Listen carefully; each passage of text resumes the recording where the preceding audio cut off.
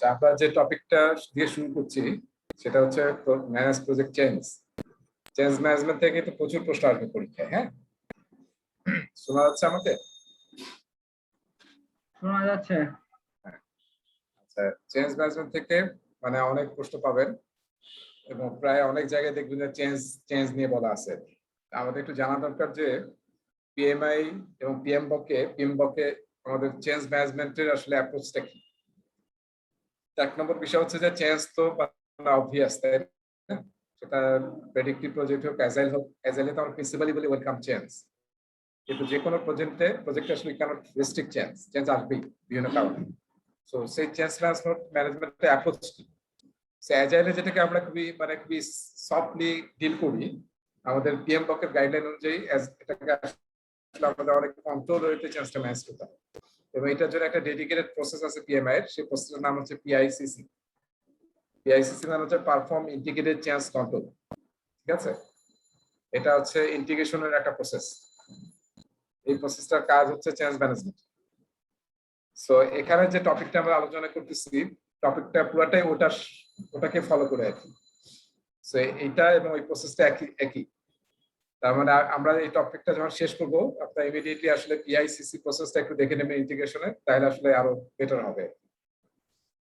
আর পরীক্ষার জন্য এই চ্যাপ্টার পড়াই ঠিক আছে, কিন্তু একবার আমার মনে হয় যে একবার অন্তত পিএম বক থেকে দেখা দরকার যে পিএম বক আসলে কি লিখেছে। আচ্ছা, পিএমআই এর প্রথম অ্যাপ্রোচ হচ্ছে যে চেঞ্জ যাই আসুক, চেঞ্জটা কন্ট্রোল ওয়েতে চেঞ্জটাই করতে হবে।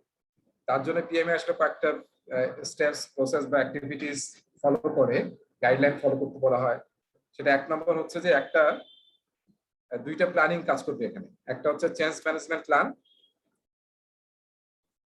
হ্যাঁ, সেটা ফলো করে চেঞ্জটা ম্যানেজ করতে হবে, ওর বাইরে কোনো কিছু করা যাবে না। আর একটা হচ্ছে কনফিগারেশন ম্যানেজমেন্ট, আমরা আগে পড়েছি তাই না? কনফিগারেশন ম্যানেজমেন্ট, চেঞ্জের কারণে যদি কোনো কনফিগারেশন আইটেম চেঞ্জ হয় তাহলে সেটা আমরা কিভাবে ম্যানেজ করব, সেই জন্য আমাদের চেঞ্জ কনফিগারেশন ম্যানেজমেন্ট প্ল্যানটাও, হ্যাঁ, ওটাকে হেল্প করবে আর কি। এটা আসলে হচ্ছে change management plan. Change management প্ল্যানেই বলা থাকবে কি কি বলা থাকবে। চেঞ্জ ম্যানেজমেন্ট প্ল্যানে বলা থাকবে যে আসলে আমাদের চেঞ্জ ম্যানেজমেন্ট ফর্ম, আমরা অনেক সময় কি বলি চেঞ্জ রিকোয়েস্ট ফর্ম বলি। চেঞ্জ রিকোয়েস্ট ফর্মটার টেমপ্লেট কি হবে, তারপর চেঞ্জ রিকোয়েস্ট কে আসলে রেজ করতে পারবে, হ্যাঁ, তারপরে কার কার সেটাকে রেজ করার জন্য কি কি আসলে ইনফরমেশন লাগবে, তারপরে হচ্ছে কে এটাকে কার সিগনেচার লাগবে, হ্যাঁ, তারপরে আসলে আসবে হচ্ছে যখন প্রজেক্ট ম্যানেজারের হাতে আসবে, এটা আসার পরে প্রজেক্ট ম্যানেজারের দায়িত্ব হচ্ছে এটাকে আসলে অ্যানালাইসিস করা। প্রজেক্ট ম্যানেজারের দায়িত্ব হচ্ছে অ্যানালাইসিস করা, এটা খুবই ইম্পর্টেন্ট। অ্যানালাইসিসটা কিসের এগেইনস্টে করা? মেইনলি আমাদের কোনো বেসলাইন চেঞ্জ হচ্ছে কিনা, কস্ট বেসলাইন মনে আছে, স্কোপ, কস্ট, শিডিউল, হ্যাঁ, কোয়ালিটি, কোনো বেসলাইনে আসলে ইমপ্যাক্ট হচ্ছে কিনা সেটা অ্যানালাইসিস করাটা সবচেয়ে ইম্পর্টেন্ট। অ্যানালাইসিস করার পর দেখতে হবে এটা ইফেক্টটা কি, ইমপ্যাক্টটা কি। সেই অনুযায়ী আসলে এখান থেকে আমরা বুঝতে পারবো যে এটা আসলে আমি প্রজেক্ট ম্যানেজার লেভেলে এটা অ্যাপ্রুভাল দিতে পারবো, নাকি আমার আপার ম্যানেজমেন্টের কাছে অ্যাপ্রুভাল নিতে হবে, নাকি এটা একদম একটা বোর্ডের কথা বলা হয় সিসিবি, চেঞ্জ কন্ট্রোল বোর্ড। এটা সরকারি জায়গায় বা অনেক প্রাইভেট সেক্টরে এটাকে বলা হয় পিএসসি, স্টিয়ারিং কমিটি, হ্যাঁ, যারা আসলে বড় চেঞ্জ ডিসিশন গুলো দিতে পারবে। সেই সিসিবি তে কারা থাকবে, এই সিসিবি মিটিংটা কখন হবে, এই সবকিছু কিন্তু চেঞ্জ ম্যানেজমেন্ট প্ল্যানে বলা থাকবে। ঠিক আছে, এবং যদি কোনো ফ্লো চার্ট থাকে সেটাও চেঞ্জ ম্যানেজমেন্ট প্ল্যানে বলা থাকে। এবং অ্যাপ্রুভাল লেভেল, যেটা আমি বললাম কে কোন লেভেলে অ্যাপ্রুভাল দিতে পারবে, সবই কিন্তু চেঞ্জ ম্যানেজমেন্ট প্ল্যানে বলা থাকে। এবং চেঞ্জটাকে ট্র্যাক করতে হবে, সেই ট্র্যাকটা আমরা কিসের থ্রুতে করব? আমরা চেঞ্জ লগ ডকুমেন্টের থ্রুতে করতে পারি, মানে এনি চেঞ্জ আমরা চেঞ্জ লগে রাখবো, কার কাছ থেকে আসছে, কবে আসছে, এটা স্ট্যাটাস কি, এটা কি অ্যাপ্রুভ হয়েছে নাকি অ্যাপ্রুভ হয় নাই, সবকিছু এখানে থাকবে চেঞ্জ লগ। কিংবা অনেকে ইস্যু লগ ইউজ করতে পারে, চেঞ্জ একটা ইস্যু করতে পারি, আমরা ইস্যু লগে ওটাকে মেনটেন করতে পারি, কিন্তু চেঞ্জ লগ রাখলে বেটার হয়। আচ্ছা, এখন দেখেন আমাদের যখন চেঞ্জটা আসবে, চেঞ্জটা আসার পর আসলে মেইনলি দুইটা ঘটনা ঘটতে পারে। একটা হচ্ছে চেঞ্জটা কি হতে পারে, রিজেক্ট হতে পারে, তাই না, এক নম্বর। আর একটা কি হতে পারে, অ্যাকসেপ্ট হতে পারে বা অ্যাপ্রুভ হতে পারে। তাহলে এখন আমাকে বলেন যে রিজেক্ট হলে কি করব আমরা, আর অ্যাপ্রুভ হলে কি করব? এনি আইডিয়া চেঞ্জটা যদি রিজেক্ট হয় তাহলে কি করা উচিত আমাদের?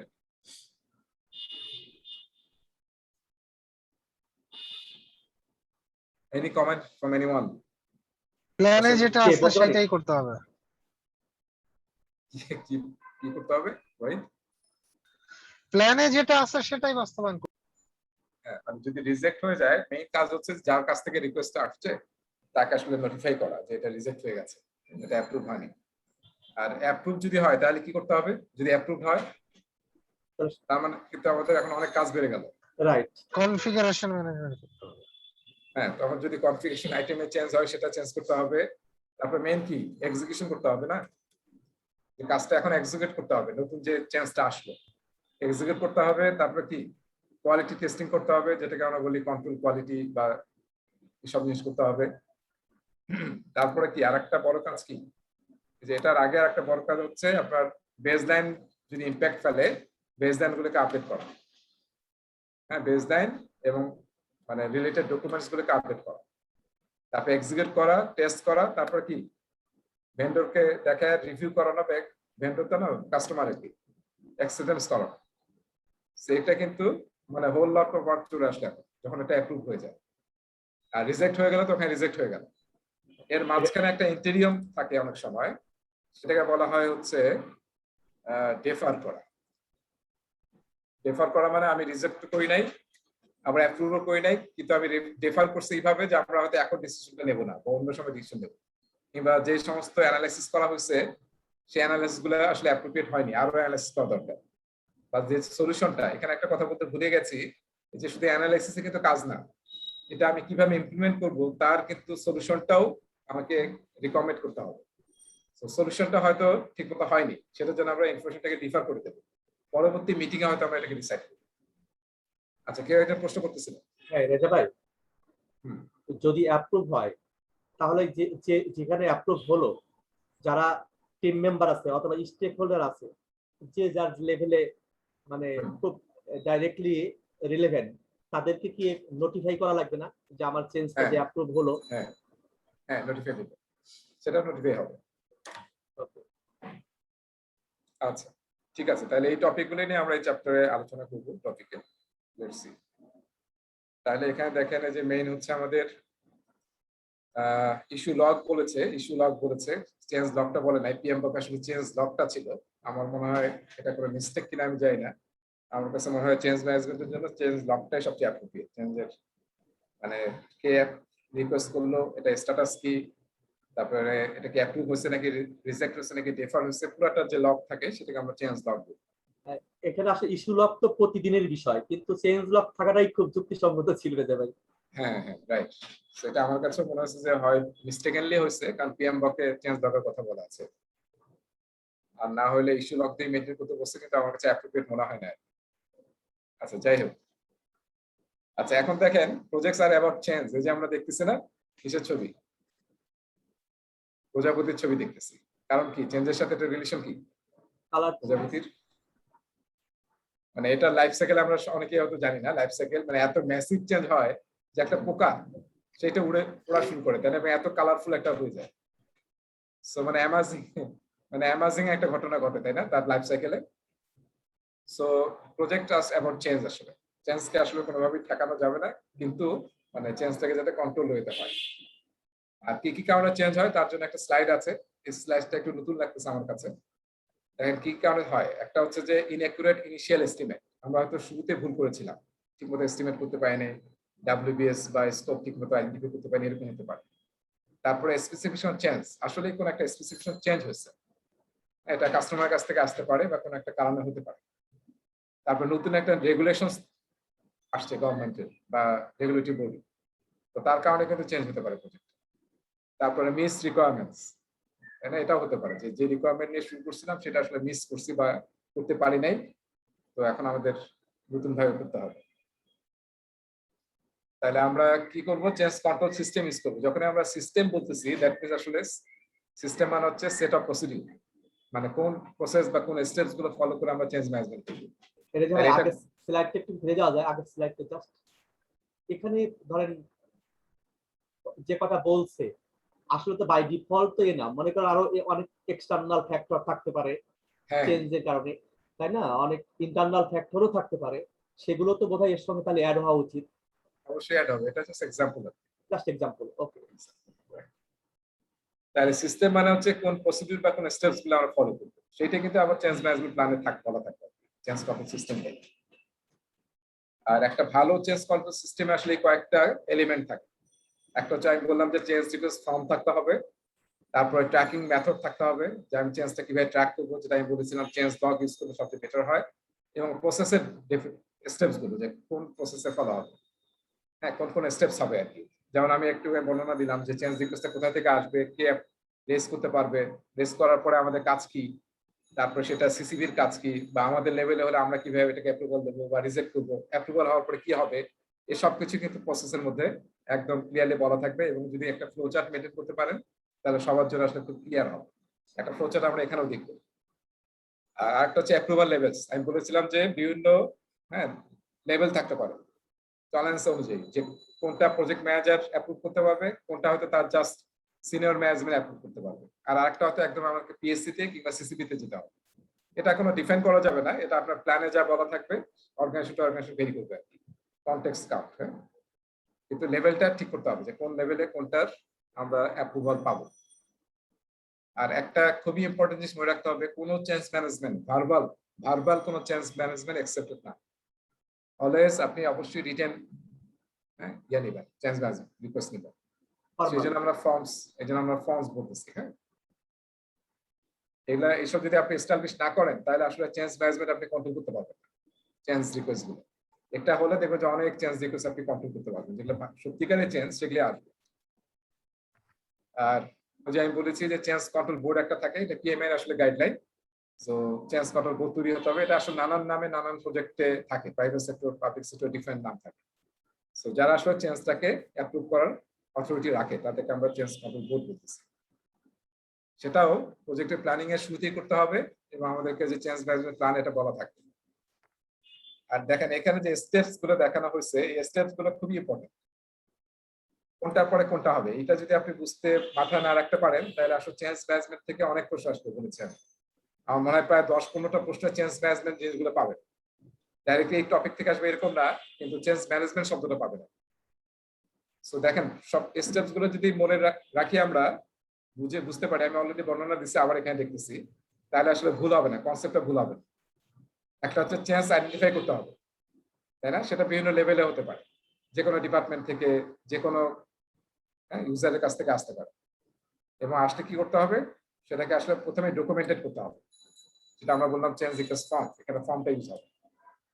তারপরে এই ফর্মটার আবার দেখবো যে আমরা চেক করতে হবে আসলে ফর্মের সবকিছু এন্ট্রি আছে নাকি জাস্ট এমনি এমনি ঠিক মতো ফিল আপ না করে দিছে। যদি না হয় তাহলে কিন্তু এখান থেকে আবার রিজেক্ট হয়ে যাবে, নেক্সট স্টেজে যাবে না। আর যখন আসলে সবকিছু ঠিক আছে তখন আমরা এখানে আসলাম, applying the impact of the change, analysing করা, অ্যানালাইসিস করা যে চেঞ্জটা আসলে ইম্প্যাক্ট কি, সেই অ্যানালাইসিস করার পরে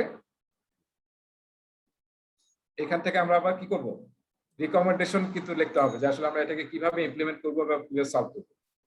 সেই অ্যানালাইসিস ইনফরমেশন এবং হচ্ছে রিকমেন্ডেশন, এই দুইটা মেলেই আমাদেরকে যেতে হবে আসলে আমাদের ইয়ার কাছে, আমাদের সিসিবির কাছে।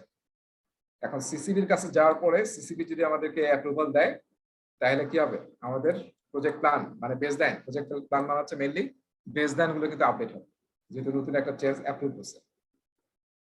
সো এটা হচ্ছে আসলে মানে স্ট্রেট ফরওয়ার্ড ওয়ে, কিন্তু এটার একটা ফ্লো চার্ট দেখবো আমরা, যেখানে আসলে আরো একটু ডিটেল আছে। এই যে ফ্লো চার্টটা আমরা একটু খেয়াল করি, ফ্লো চার্টটা অবশ্যই ভালো মতো করবেন, কারণ এটা থেকে কনসেপ্টটা একদম ক্লিয়ার করতে হবে। দেখেন কি হচ্ছে, প্রথমে কি হচ্ছে, চেঞ্জ রিকোয়েস্ট ফর্ম দ্বারা চেঞ্জ রিকোয়েস্ট আসতেছে কার কাছ থেকে, এটা কিন্তু বলা থাকবে চেঞ্জ ম্যানেজমেন্ট প্ল্যানে, যে কারা ইনিশিয়েট করতে পারবে, সবাই পারবে না, মানে কন্ট্রোল করার জন্য, নয়তো যে কেউ যে কোনো চেঞ্জ দিবে।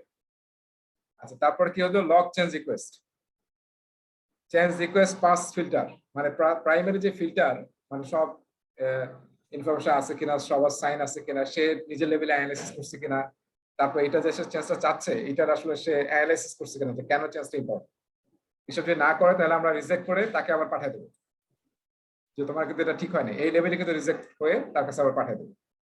আচ্ছা, যদি সে ঠিক করে দেয়, এটা যদি পাস করে তাহলে অ্যাকসেপ্টেড হলো, তখন আমি দেখবো যে আমার কোনো প্রজেক্টের ডেলিভারেবল এফেক্টেড কিনা। যদি কোনো অ্যাফেক্টেড না হয় তাহলে আসলে এটা এমন মানে এটা বলা হচ্ছে যে এটা কোনো চেঞ্জ না আর কি, সামান্য এমন কোনো চেঞ্জ যেটা আসলে আসলে এই চেঞ্জ ম্যানেজার প্রসেস আসা দরকার নেই। যেমন কেউ বললো যে এটা টাইটেলটা চেঞ্জ করতে হবে বা এটা লেভেলটা চেঞ্জ করতে হবে, এইরকম জিনিস আসলে এত প্রসেসের মধ্যে যাওয়ার দরকার নেই। এটা আপনি রিজেক্ট হয়ে যেতে পারে, কিংবা যদি এটা খুবই সিম্পল হয় সেটা আপনি আপনার লেভেলে ম্যানেজ করতে পারেন। তো মেইন হচ্ছে যদি ডেলিভারেবল আসলে অ্যাফেক্টেড হয়, হ্যাঁ, এবং প্রজেক্টের অবজেক্টিভ যদি অ্যাফেক্টেড হয়, specially scope, cost, schedule, quality, হ্যাঁ, রিসোর্স, রিস্ক, তাহলে আপনার কি হবে, আপনাকে আসলে ইমপ্যাক্ট অ্যাসেসমেন্ট প্রিপেয়ার করতে হবে, যেটার কারণে স্কোপে, শিডিউলে, কস্টে, কোয়ালিটি কোথায় কি ইমপ্যাক্ট হচ্ছে এবং রিকমেন্ডেশনটা ফাইন্ড আউট করতে হবে। এটা সহ আপনাকে এখন এই লেভেলে আসতে হবে, পরের লেভেলে। এটা যদি এখন দেখেন যদি এটা মাইনর ইমপ্যাক্ট, ডেলিভারেবল ইমপ্যাক্ট কিন্তু মাইনর ইমপ্যাক্ট, তাহলে হয়তো ওই যে আপনার অ্যাপ্রুভাল লেভেল যেটা বলা আছে সেই লেভেলের মধ্যে যদি থাকে তাহলে আপনি PM as a PM project manager আপনি এটাকে অ্যাপ্রুভ করে দিতে পারবেন। আর যদি এটা মডারেট ইমপ্যাক্ট হয়, এটা কিন্তু এরকম না যে এই তিনটাই থাকতে হবে, আপনার দুইটাও থাকতে পারে, এটা আপনি বানাবেন নাকি আপনার অর্গানাইজেশনের জন্য, আপনার প্রজেক্টের জন্য। সেখানে যেটা দেওয়া আছে একটা মানে এক্সাম্পল ফ্লো চার্ট, সেখানে বলা আছে মডারেট যদি ইমপ্যাক্ট হয়, project manager and stakeholder review, তার মানে প্রজেক্ট ম্যানেজার থাকবে, তার সাথে হয়তো সিনিয়র কোনো লোকজন, কিছু গ্রুপ অফ পিপল থাকবে যাদের আমরা পারমিশন নিয়ে এটাকে নেক্সট স্টেজে যেতে পারবো। আর যদি সবচেয়ে বড় যদি হয়, বড় ধরনের, যেটা বেসলাইন ইমপ্যাক্ট ফেলতেছে আপনার লেভেলের মধ্যে না, এই টিমের লেভেলের মধ্যেও না, তখন আসলে আপনি যাবেন সিসিবি, পিএসসি, যেটা আপনার চেঞ্জ ম্যানেজমেন্ট প্ল্যানে বলা থাকে, তো সেখানে আপনারা যাবেন। যাওয়ার পরে যদি এখান থেকে অ্যাপ্রুভ হয়, ইয়েস হলে আমরা কি করবো, এই যে বিল্ড করতে হবে, মানে এক্সিকিউট করতে হবে, এবং অবশ্যই ওই যে যেটা আনিস ভাই বলতেছিল, কমিউনিকেট করতে হবে, চেঞ্জটাকে কমিউনিকেট করতে হবে সব লেভেলে, স্টেক হোল্ডার লেভেলে, অ্যাপ্রোপ্রিয়েট সব লেভেলে। তারপর হচ্ছে এক্সিকিউট দ্য চেঞ্জ এবং আমাদের বেসলাইন এবং সব ডকুমেন্ট গুলোকে রিব্যালেন্স করতে হবে। আর যদি রিজেক্ট হয় তাহলে কি হবে, আমরা জানিয়ে দেবো যে এটা আসলে অ্যাপ্রুভ হয়নি তোমার চেঞ্জটা। এইভাবে আসলে আমরা একটা ফ্লোচার্ট নিজেরাও ডিজাইন করতে পারি, এটাই ইউজ করতে হবে এরকম না, কিন্তু মোটামুটি এই জিনিসগুলো থাকতে হবে আপনার বেটার ম্যানেজমেন্ট। তাহলে অ্যাপ্রুভ চেঞ্জ রিকোয়েস্ট যেটা আমরা পাবো সেটা আসলে আমরা কি করবো, এক্সিকিউশন করবো এবং আমরা টেস্টিং করবো, তারপর হচ্ছে ডকুমেন্ট গুলোকে আপডেট করবো এবং আবার কাস্টমারকে দিয়ে রিভিউ করে নিতে হবে। সো এইটার ক্ষেত্রে মেইন আউটপুট হচ্ছে অ্যাপ্রুভ চেঞ্জ রিকোয়েস্ট, এই পুরো প্রসেসটা। এবং আমরা যদি পিআইসিসি বলি, পিআইসিসির মেইন আউটপুট হচ্ছে অ্যাপ্রুভ চেঞ্জ রিকোয়েস্ট। আর এটা যারা পিএম বক পড়েন নাই তাদের জন্য এটা একটু দেখেন, পিআইসিসি প্রসেসটা কোথায় আছে। আমার মনে হয় একটু টেবিলটা একটু দেখাই তাহলে বেটার হবে। আসলে টেবিলটা আমরা দেখি, প্রসেস চার্ট।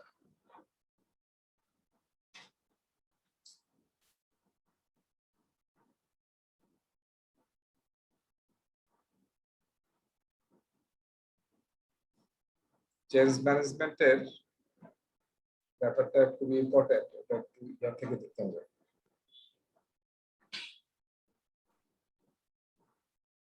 পিএমবক থেকে দেখলে আপনারা আরো ভালো হবে। দেখেন আমরা কিন্তু এই প্রসেসটা নিয়ে কথা বলতেছি, 4.6 আলফা মিটিগেটেড চেঞ্জ কন্ট্রোল। সো আপনি যখন প্ল্যানিং এর পরে এক্সিকিউশন এবং মনিটরিং কন্ট্রোলে যাবেন, তখন আসলে কি হবে, এখানে পিএমবক যদি দেখেন প্রতিটা প্রসেসে দেখবেন, স্পেশালি মনিটরিং এবং এক্সিকিউশনের প্রতিটা প্রসেসের একটা আউটপুট হচ্ছে চেঞ্জ রিকোয়েস্ট। ঠিক আছে, তার মানে আপনি তো আসলে এক্সিকিউশন এবং মনিটরিং করতে গেলে তো চেঞ্জ রিকোয়েস্ট পাবেন, মানে প্ল্যান অনুযায়ী হচ্ছে না বা আপডেট করতে হবে বা নতুন চেঞ্জ আসছে। সো বিভিন্ন প্রসেসে কিন্তু চেঞ্জ রিকোয়েস্টটা আউটপুট হিসেবে তৈরি হবে।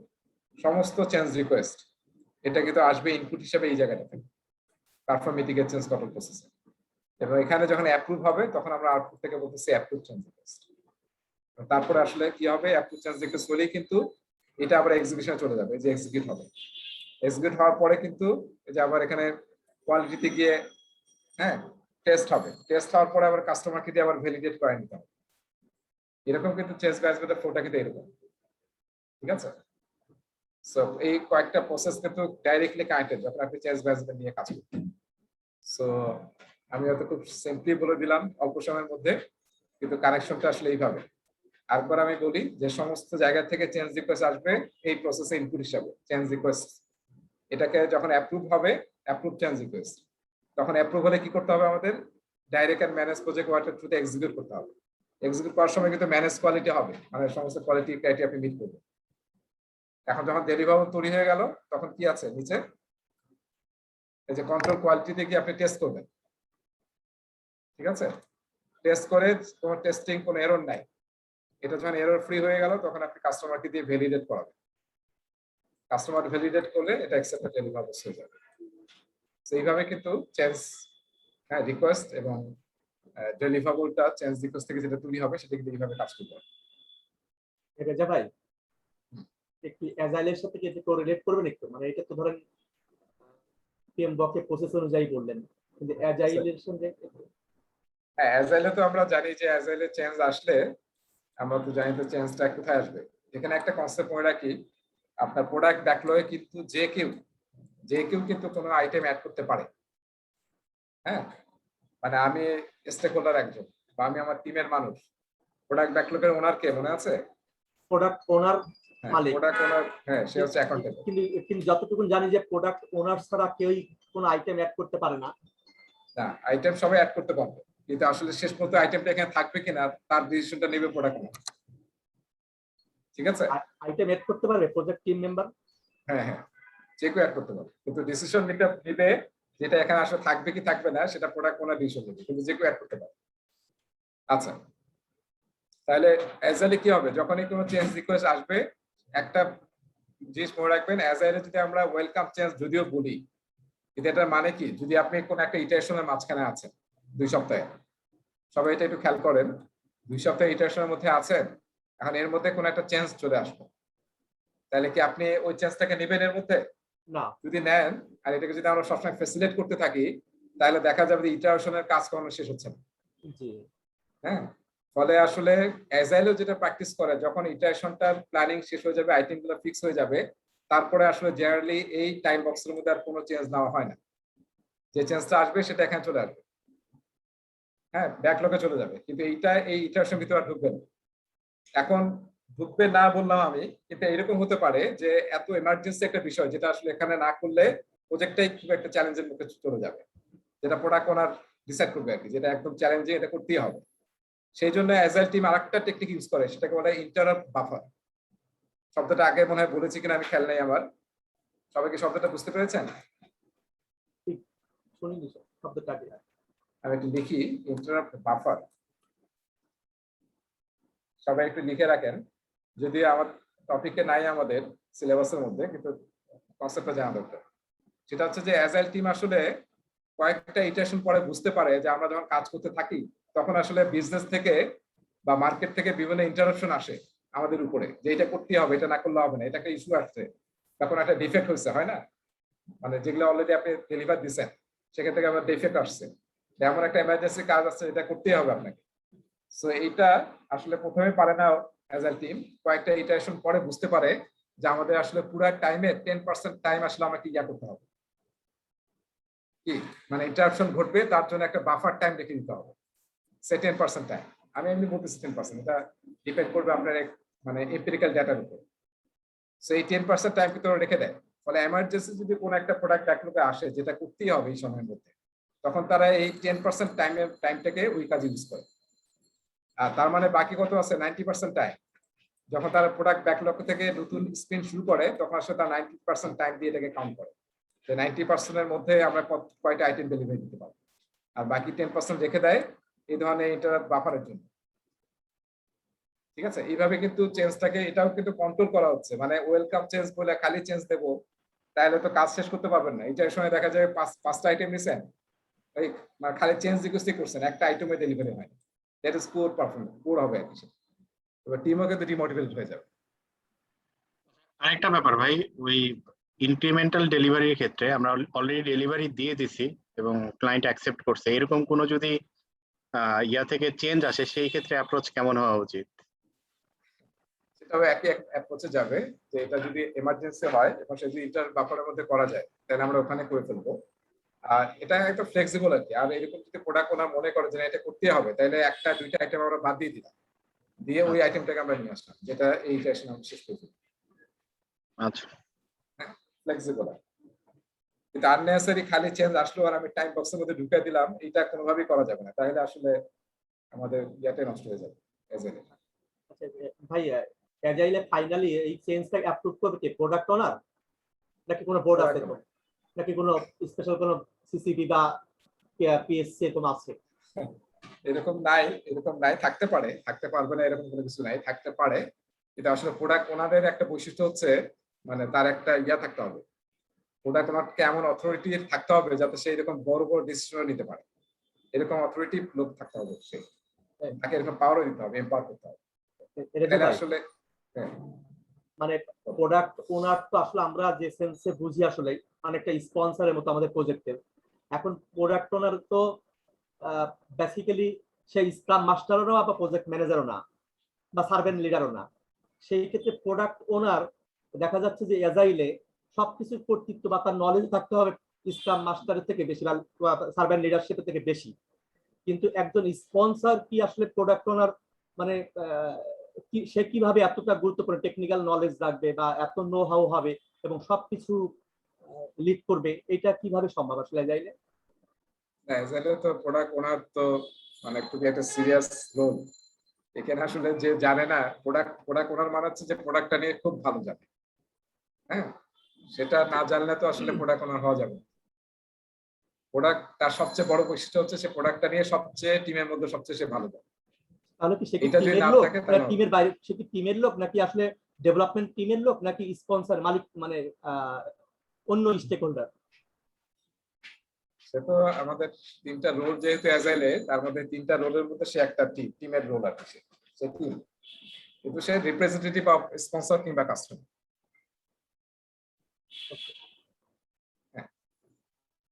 আচ্ছা, চেঞ্জ রিকোয়েস্ট দেখেন আসলে টাইপ অফ চেঞ্জ রিকোয়েস্ট, মানে চেঞ্জ রিকোয়েস্ট আসলে কয়েকটা টাইপ হয়, তাই না, কয়েকটা টাইপের হয়।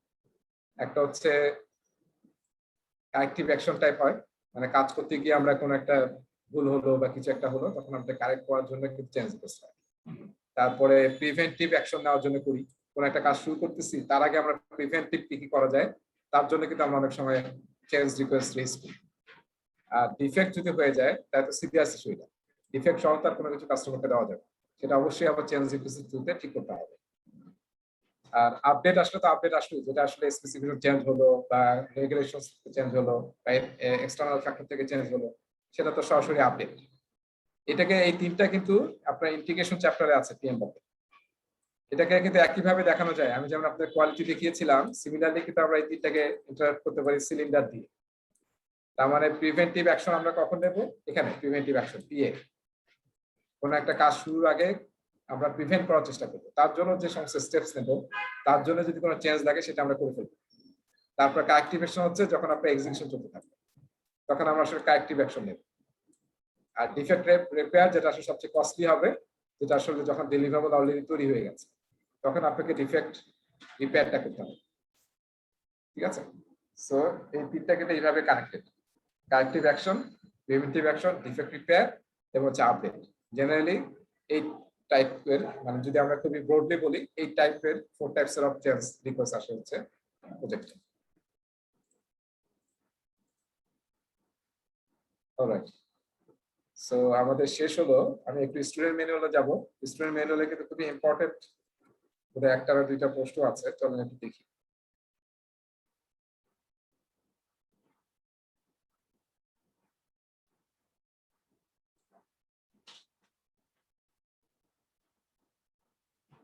সিরিয়াস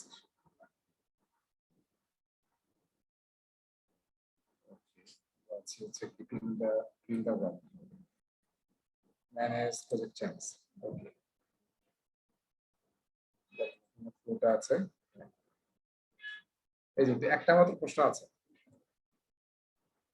দেখেন এই প্রশ্নটা বোঝাটা ইম্পর্টেন্ট, কারণ এটার উপর আসলে চেঞ্জ ম্যানেজমেন্টের প্রসেসটা আপনি পুরো বুঝতে পারবেন না। আমি একটু জাস্ট বড় করতেছি।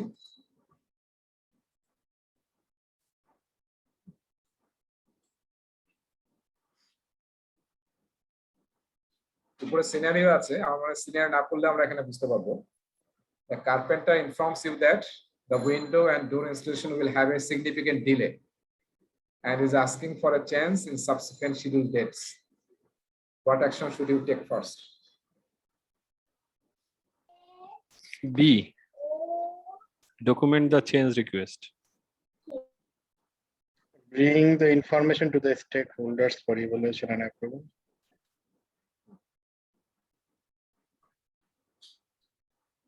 কোনটা হবে আর কোন D. মত আছে? বাংলাদেশ নাকি বাংলাদেশ নাকি ঢাকা? ঢাকা। আর আমাদের ফ্লোটা মনে হচ্ছে ফ্লোটা আমি যে ফ্লোটা নিয়ে কথা বললাম। তো দেখেন আমাদের আনসার এটা তাই না, বিটা বাংলাদেশ। জি ভাইয়া।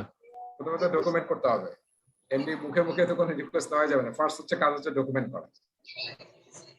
আচ্ছা, আর এটা তো লাস্ট, এটা তো লাস্টে যেতে হবে, stakeholder for evaluation and approval.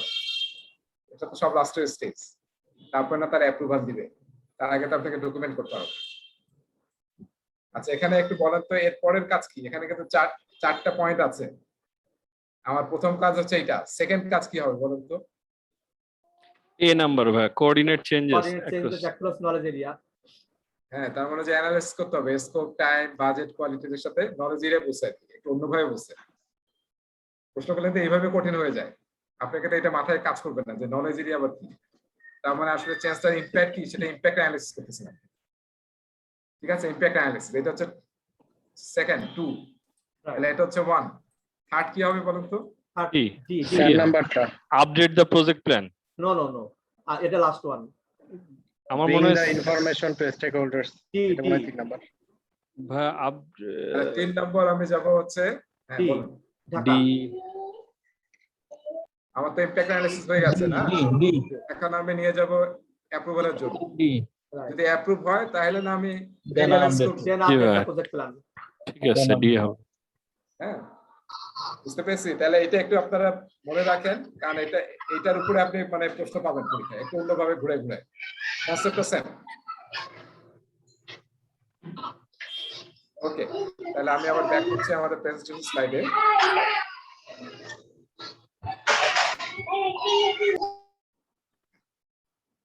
Okay, so আমরা এখন আসছে next topic, manage project issues. এটা একটা ছোট টপিক, কিন্তু পরীক্ষার ক্ষেত্রে কিন্তু 3টা প্রশ্ন অবশ্যই আসবে, 3টা-4টা। ম্যানেজ প্রজেক্ট ইস্যুস, এটা আসলে ইস্যু ম্যানেজমেন্ট নিয়ে আমরা কিন্তু অলরেডি একটা আলোচনা করছি তাই না? যে নাকি করছি নাকি করি নাই, এখন করি নাই বলে সামনে করবো। অ্যাজাইলে যেটাকে বলে ইম্পেডিমেন্ট, তাই না? ইম্পেডিমেন্ট, অবস্টেকল কিংবা ব্লকার্স বলা হয়। আর টিএম ব্লকে আসলে মানে আমাদের থ্রু আউট দ্য প্রজেক্ট আমরা যখনই কাজ করবো তখন তো অনেক ইস্যু আসবে তাই না, যেটা বিভিন্ন ইস্যুস আসবে। সো সেই ইস্যুটা আমরা কিভাবে ম্যানেজ করি, এটার জন্য কিন্তু আলাদা কোনো প্রসেস পিএম ব্লকে ছিল না, এবং পিএম ব্লকে ইস্যুস নিয়ে খুব একটা আলোচনা ছিল। শুধু একটা জায়গায় বলা ছিল যে আমাদেরকে ইস্যু লগ বা ইস্যু রেজিস্টার ইউজ করতে হবে, ইস্যু লগ। হ্যাঁ, যেটাতে আমরা ইস্যুটা যে ইস্যু আসুক না কেন ইস্যুটাকে এখানে লক করতে হবে, এবং শুধু লক করলে হবে না, ইস্যুটা কবে আসছে, কার কাছ থেকে আসছে ইস্যুটা, এবং এটা কে সলভ করবে তাকে ইমিডিয়েটলি অ্যাসাইন করা, সলভ করা, এবং কিভাবে সলভ হবে। ঠিক আছে, এবং তারপরে হচ্ছে ডিউ ডেট, এবং এটাকে ফলো আপ করা যেটা আসলে সলভ হয়েছে কি। ঠিক আছে, সো এইটা কিন্তু ইস্যু লগে থাকবে। এবার আরেকটা কাজও করতে হবে, আরেকটা কাজ একটু মনে রাখেন, সেটা আমার কাছে ভালো লাগলো। আমি একটা সরকারি ডকুমেন্ট করতেছিলাম 2-3 দিন আগে, ওদের আইএমইডির মনিটরিং এন্ড ইভালুয়েশনের পলিসিটা পড়তেছিলাম।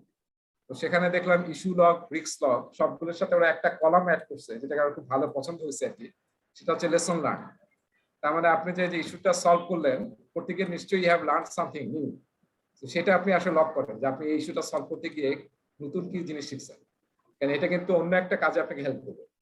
সো আমার কাছে ভালো লাগছে জিনিসটা। রিস্ক রেজিস্টারও ওইটা আছে দেখলাম, যেখানে একটা কলাম রাখছে ওরা লেসন লার্ন, মানে এই কাজটা করতে গিয়ে এই পার্টিকুলার ইস্যুটা বা এই রিস্কটাকে হ্যান্ডেল করতে গিয়ে আমি যে কাজ করেছি সেটা থেকে আমি কি শিখলাম। সেটা কিন্তু আপনার বাকি অনেক কিছু করতে কিন্তু এই জিনিসটাকে আপনার হেল্প করবে, এই লেসন লার্ন। সো আপনি আমার মনে হয় এই আপনি ইস্যু লগের মধ্যে কিন্তু একটা কলাম আপনি মেনটেন করতে পারেন, যে ইস্যুটা সলভ করতে গিয়ে হোয়াট উই লার্ন নিউ, যেটা আসলে অন্য একটা ইস্যু সলভ করতে হয়তো আপনার অন্য টিমের কাউকে হেল্প করবে। রেজা ভাই, let's see. এর সঙ্গে রেসিটা আসবে না ইস্যু লগের সাথে? হ্যাঁ, রেসি মানে কি, ওই যে এটার সাথে ইয়া থাকবে, রেসপন্সিবল, অ্যাকাউন্টেবল, রেসপন্সিবল। হ্যাঁ, এই Consultable রেসপন্সিবল এবং informed। অ্যাকাউন্টেবল থাকবে আর কি। করতে পারেন, কোনো সমস্যা নেই। এখানে শুধু বসে অ্যাকাউন্টেবল আর রেসপন্সিবল কি হবে সেটা রাখতেই হবে, বাকি তো কনসালটেন্ট এবং ইনফর্ম হচ্ছে জাস্ট অপশনাল রাখতে পারেন। আচ্ছা, এখানে সবচেয়ে ইম্পর্টেন্ট বিষয় হচ্ছে যেটা নিয়ে পরীক্ষা আপনি প্রশ্ন পাবেন, মানে couple of questions you will get, that is difference between issues and risk. এই দুটোর মধ্যে পার্থক্য কি, ঠিক আছে? এটা কিন্তু একদম ক্লিয়ার হতে হবে, কারণ এখান থেকে বললাম যে মানে কাপল অফ কোশ্চেনস পাবেন। সো ইস্যু, আমরা রিস্ক মনে আছে, রিস্ক মানে হচ্ছে ফিউচার, তাই না? ফিউচারে ঘটতে পারে, নাও ঘটতে পারে, এবং আমরা প্রবাবিলিটি এবং ইমপ্যাক্ট বলছি। আর ইস্যু কি, যেটা অলরেডি ঘটে গেছে বা কারেন্ট কন্ডিশন, কারেন্ট সিচুয়েশন। যেমন আমরা জানলাম যে আমাদের প্রজেক্ট যখন প্ল্যান করতেছি তখনই জানলাম যে আমাদের দুইজন আসলে ওই সময় ছুটিতে থাকবে, আমরা অলরেডি জানি। কিন্তু তাহলে আমাদের প্ল্যানটা কিন্তু, এটা কিন্তু ইস্যু, এটা কিন্তু রিস্ক না, আমরা জানি অলরেডি। কিন্তু আমরা এটা জানি না যে আমাদের টিমের মধ্যে দুইজনের কোভিড হবে, এটা কিন্তু আমরা জানতাম না, সেটা একটা রিস্ক হতে পারে। কিন্তু যেটা আমরা অলরেডি জানি বা ঘটে গেছে সেটা হচ্ছে আমাদের ইস্যুস। এবং রিস্ক কখন ইস্যু হয়, রিস্কটা যখন ঘটে যায়, মানে অলরেডি রিস্কটা ঘটে গেছে, তখন কিন্তু আর এটা রিস্ক নাই, কারণ এটা ঘটে গেছে, তখন এটা ইস্যু হয়ে যায়। কিন্তু রিস্ক যখন হ্যাপেন হয়। সো দেখেন এখানে আপনারা ডেফিনেশন দেখেন, current condition or situation that may have an impact, একই কিন্তু অন প্রজেক্ট অবজেক্টিভস। রিস্ক কিন্তু প্রজেক্ট অবজেক্টিভে ইমপ্যাক্ট ফেলবে, কিন্তু ইমপ্যাক্ট ফেলতে পারে, নাও ফেলতে পারে, পজিটিভলি অথবা নেগেটিভলি। আর জেনারেলি ইস্যু হয় নেগেটিভ টার্ম। আমার ইস্যু মানে হচ্ছে জেনারেলি নেগেটিভ আর কি। আর রিস্ক কিন্তু পজিটিভ নেগেটিভ দুইটাই ছিল। সো এটা নিয়ে একটা আলাদা স্লাইড আছে, সেটা আমরা একটু পরে সামনে দেখতেছি। সো ইস্যুজ আসলে নানান জায়গা থেকে ইস্যু আসতে পারে, তাই না? কোয়ালিটি থেকে, কমিউনিকেশন করতে গিয়ে, ডকুমেন্ট করতে গিয়ে, স্কোপ, তারপরে শিডিউল, কস্ট, সব জায়গা থেকে আসতে পারে। আর এটা এক্সাম্পল কিন্তু সব, মানে এখানে এর বাইরে আসবে না এরকম না, এনিথিং। হ্যাঁ, বাইরে কোনো এক্সটার্নাল ফ্যাক্টর, রেগুলেশনস, তারপরে যে আমাদের Covid situation, everything can be issue. তারপর প্রজেক্ট ভেরিয়েন্স অ্যানালাইসিস, এই যে আমরা মনিটরিং কন্ট্রোল যখন করব, মনিটরিং এবং কন্ট্রোল করার সময় কিন্তু মেইনলি আসলে আমরা ভেরিয়েন্স অ্যানালাইসিস করি, যে আমাদের প্ল্যানের সাথে ভেরিয়েন্সটা কি, প্ল্যান এবং এক্সিকিউশন। হ্যাঁ, এই ভেরিয়েন্সটা কিভাবে আমরা মিনিমাইজ করতে পারি। সো এই ভেরিয়েন্স গুলো থেকে কিন্তু আমরা ইস্যুস পাবো, যে এটা এই ঘটনাটা ঘটে গেছে already. So how will solve that. আচ্ছা, এবার আসেন যে এই স্লাইড থেকে অবশ্যই একটা বা দুইটা প্রশ্ন পাবেন পরীক্ষায়, শুধু এই স্লাইড থেকে। এটা হচ্ছে রিস্ক এবং ইস্যুর মধ্যে পার্থক্য। এবং এই স্লাইডটা এইভাবে করা হয়েছে, কিন্তু স্টুডেন্ট ম্যানুয়ালে দেখবেন যে একটা টেবিলের মধ্যে করা হয়েছে, একটা টেবিলের লেফট এবং রাইট কলাম। সো এখানে দেখেন চারটা ক্রাইটেরিয়া পার্থক্য বলা হয়েছে। একটা হচ্ছে ফোকাস অন ফিউচার রিস্ক, তাই না? আর issue focus on the present, কিংবা অলরেডি ঘটে গেছে, হ্যাঁ, এরকম কিছু। Can be positive or negative risk, আর এটা অলওয়েজ নেগেটিভ। তারপর ডকুমেন্টেড ইন রিস্ক রেজিস্টার, আমরা পড়েছি যে রিস্ককে আমরা রাইট করি কোথায়, রিস্ক রেজিস্টারে, সেখানে আমরা ম্যানেজ করি। আর আমরা ইস্যু কোথায় রাখবো, ইস্যু লগ। ইস্যু লগের একটা টেমপ্লেট এখানে দেওয়া আছে, দেখবেন। আর আমরা রিস্ককে কিভাবে ম্যানেজ করি, রিস্ক রেসপন্স প্ল্যান দিয়ে, রিস্ক রেসপন্স দিয়ে। আর আমরা ইস্যুকে কিভাবে রেসপন্স করি, ইস্যু, সেটা হচ্ছে ওয়ার্ক অ্যারাউন্ড দিয়ে। হ্যাঁ, ওয়ার্ক অ্যারাউন্ড, কারণ এটা তো আমরা আগে থেকে প্ল্যান করতে পারি না, উপরে হয়েছে, এখন তাহলে ওয়ার্ক অ্যারাউন্ডটা কি। সো এই কয়েকটা জিনিস মনে রাখি, এই চারটা যে পার্থক্য, তার মধ্যে থেকে কিন্তু পরীক্ষায় দুইটা বা একটা প্রশ্ন আসবে। তাহলে ইস্যু লগ, যে ডকুমেন্টে আমরা ইস্যু রাখি, সেটা হচ্ছে ইস্যু লগ। ইস্যু লগের একটা মানে স্যাম্পল দেওয়া হয়েছে, এটা এরকমই মেনটেন করতে হবে, এরকম না, আপনি আরো সুন্দর বানাতে পারেন। ইস্যুর একটা আইডি থাকবে, ডেসক্রিপশন থাকবে, এটা কবে ওপেন হয়েছে, কবে এটা আমরা সলভ করতে যাচ্ছি, প্রায়োরিটি কিরকম, এটা হাই নাকি মিডিয়াম নাকি লো, ওনারকে, এই যে এটা হচ্ছে অ্যাকাউন্টেবল, এবং হ্যাঁ রেসপন্সিবল, সেটা আপনি লিখতে পারেন যে রেসপন্সিবল কি হবে, এখানে জাস্ট ওনার বা অ্যাকাউন্টেবল বলা হচ্ছে। তারপরে আমাদের রেসপন্সটা কি হবে, সেটা এখনো টু বি ডিসাইডেড, এখনো ডিসিশন নেওয়া হয়নি। তারপর হচ্ছে স্ট্যাটাসটা ওপেন নাকি ক্লোজ হয়েছে, এবং এই কমেন্ট আপনি লিখে রাখতে পারেন। আর এর সাথে আমি বললাম যে আপনি লেসন লার্নটাও লিখতে পারেন আর কি। আচ্ছা, আর ইস্যু রিজলভ আমরা কিভাবে করতে হবে দেখেন, এটা গাইডলাইনটা খুবই চমৎকার, যে যখনই কোনো ইস্যু আসবে প্রম্পটলি আপনি ইস্যু লগে এটাকে অ্যাড করুন, ওয়েট করবেন না। তারপর অবশ্যই একজন ওনার অ্যাসাইন করুন, ওনারশিপ দিয়ে দেন যে তুমি এটার অ্যাকাউন্টেবল, তাহলে আসলে বেটার হবে। তারপর রিয়েলিস্টিক ডিউ ডেট, মানে ওই কলামের ফিল্ডগুলি কিন্তু বলা হচ্ছে, এই টেবিলের ফিল্ডগুলো রিয়েলিস্টিক ডিউ ডেট সেট করতে হবে, এবং এটা খুব ইম্পর্টেন্ট যে সব স্ট্যাটাস মিটিং এ ইস্যু নিয়ে আলোচনা করতে হবে। এবং অ্যাজাইলে কিন্তু যে মিটিংটা আমরা করি ডেইলি স্ক্রাম বা ডেইলি স্ট্যান্ড আপ, সেই মিটিংটা কিন্তু একটা পয়েন্টই হচ্ছে ইস্যু নিয়ে, কিন্তু ওরা ইস্যু বলে না, ওরা বলে ইম্পিডিমেন্ট, অবস্টাকল কিংবা ব্লকার্স।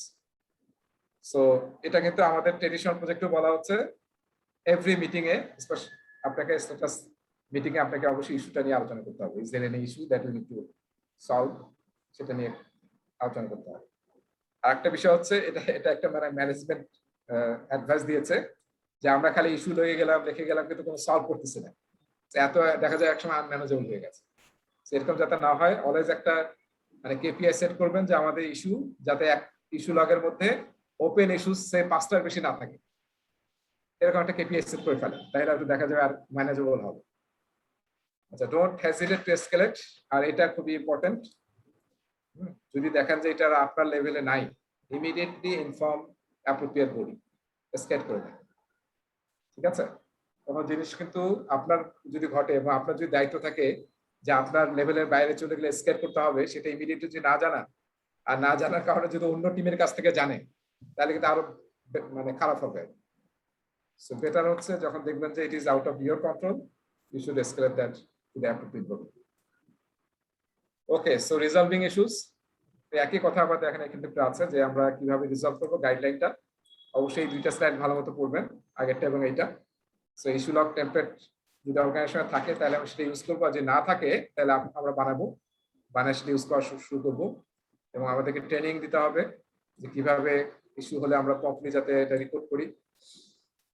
তারপরে এই যে ওনার অ্যাসাইন করবো, ডিউটেড অ্যাসাইন করবো, একই কথাবার্তা প্রতিটা মিটিং আমরা আলোচনা করব, এবং রেসপন্স প্ল্যান করতে হবে, যেটাকে আমরা ওয়ার্ক প্ল্যান বলতেছি।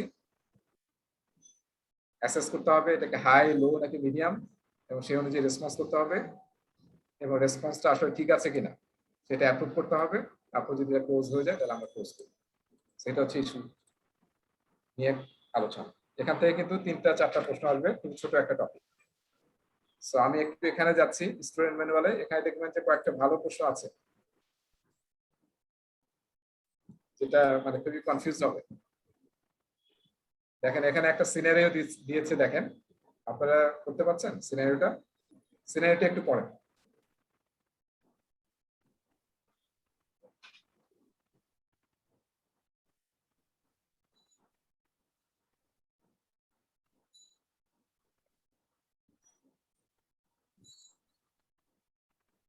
তাহলে এন্ড্রুস ফ্যামিলিকে আমরা আসলে তার বাড়ি বুঝাই দেবো, কিন্তু ওই সময় আমরা 1 মাস পরে বুঝিয়ে দেবো, কিন্তু কয়েকটা মানে আনফোর্সিন ঘটনা আমরা দেখতে পাচ্ছি। এখন আমাকে বলতে বলছে যে 3 নম্বর প্রশ্ন দেখেন যে এখানে আসলে কোনটা ইস্যু এবং কোনটা রিস্ক। এখান থেকে আইডেন্টিফাই করতে বলেছে যে 4টার মধ্যে কোন 2টা হচ্ছে ইস্যু, চুজ 2।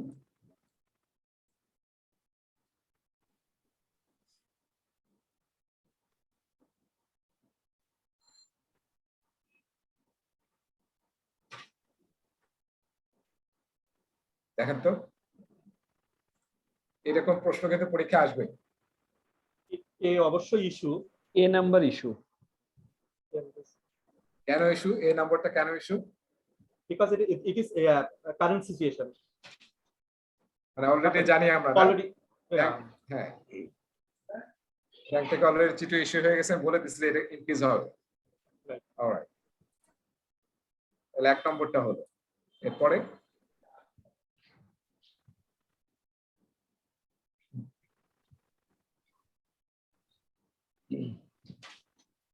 বি আর ডি এর মধ্যে একটু কনফিউশন লাগতেছে।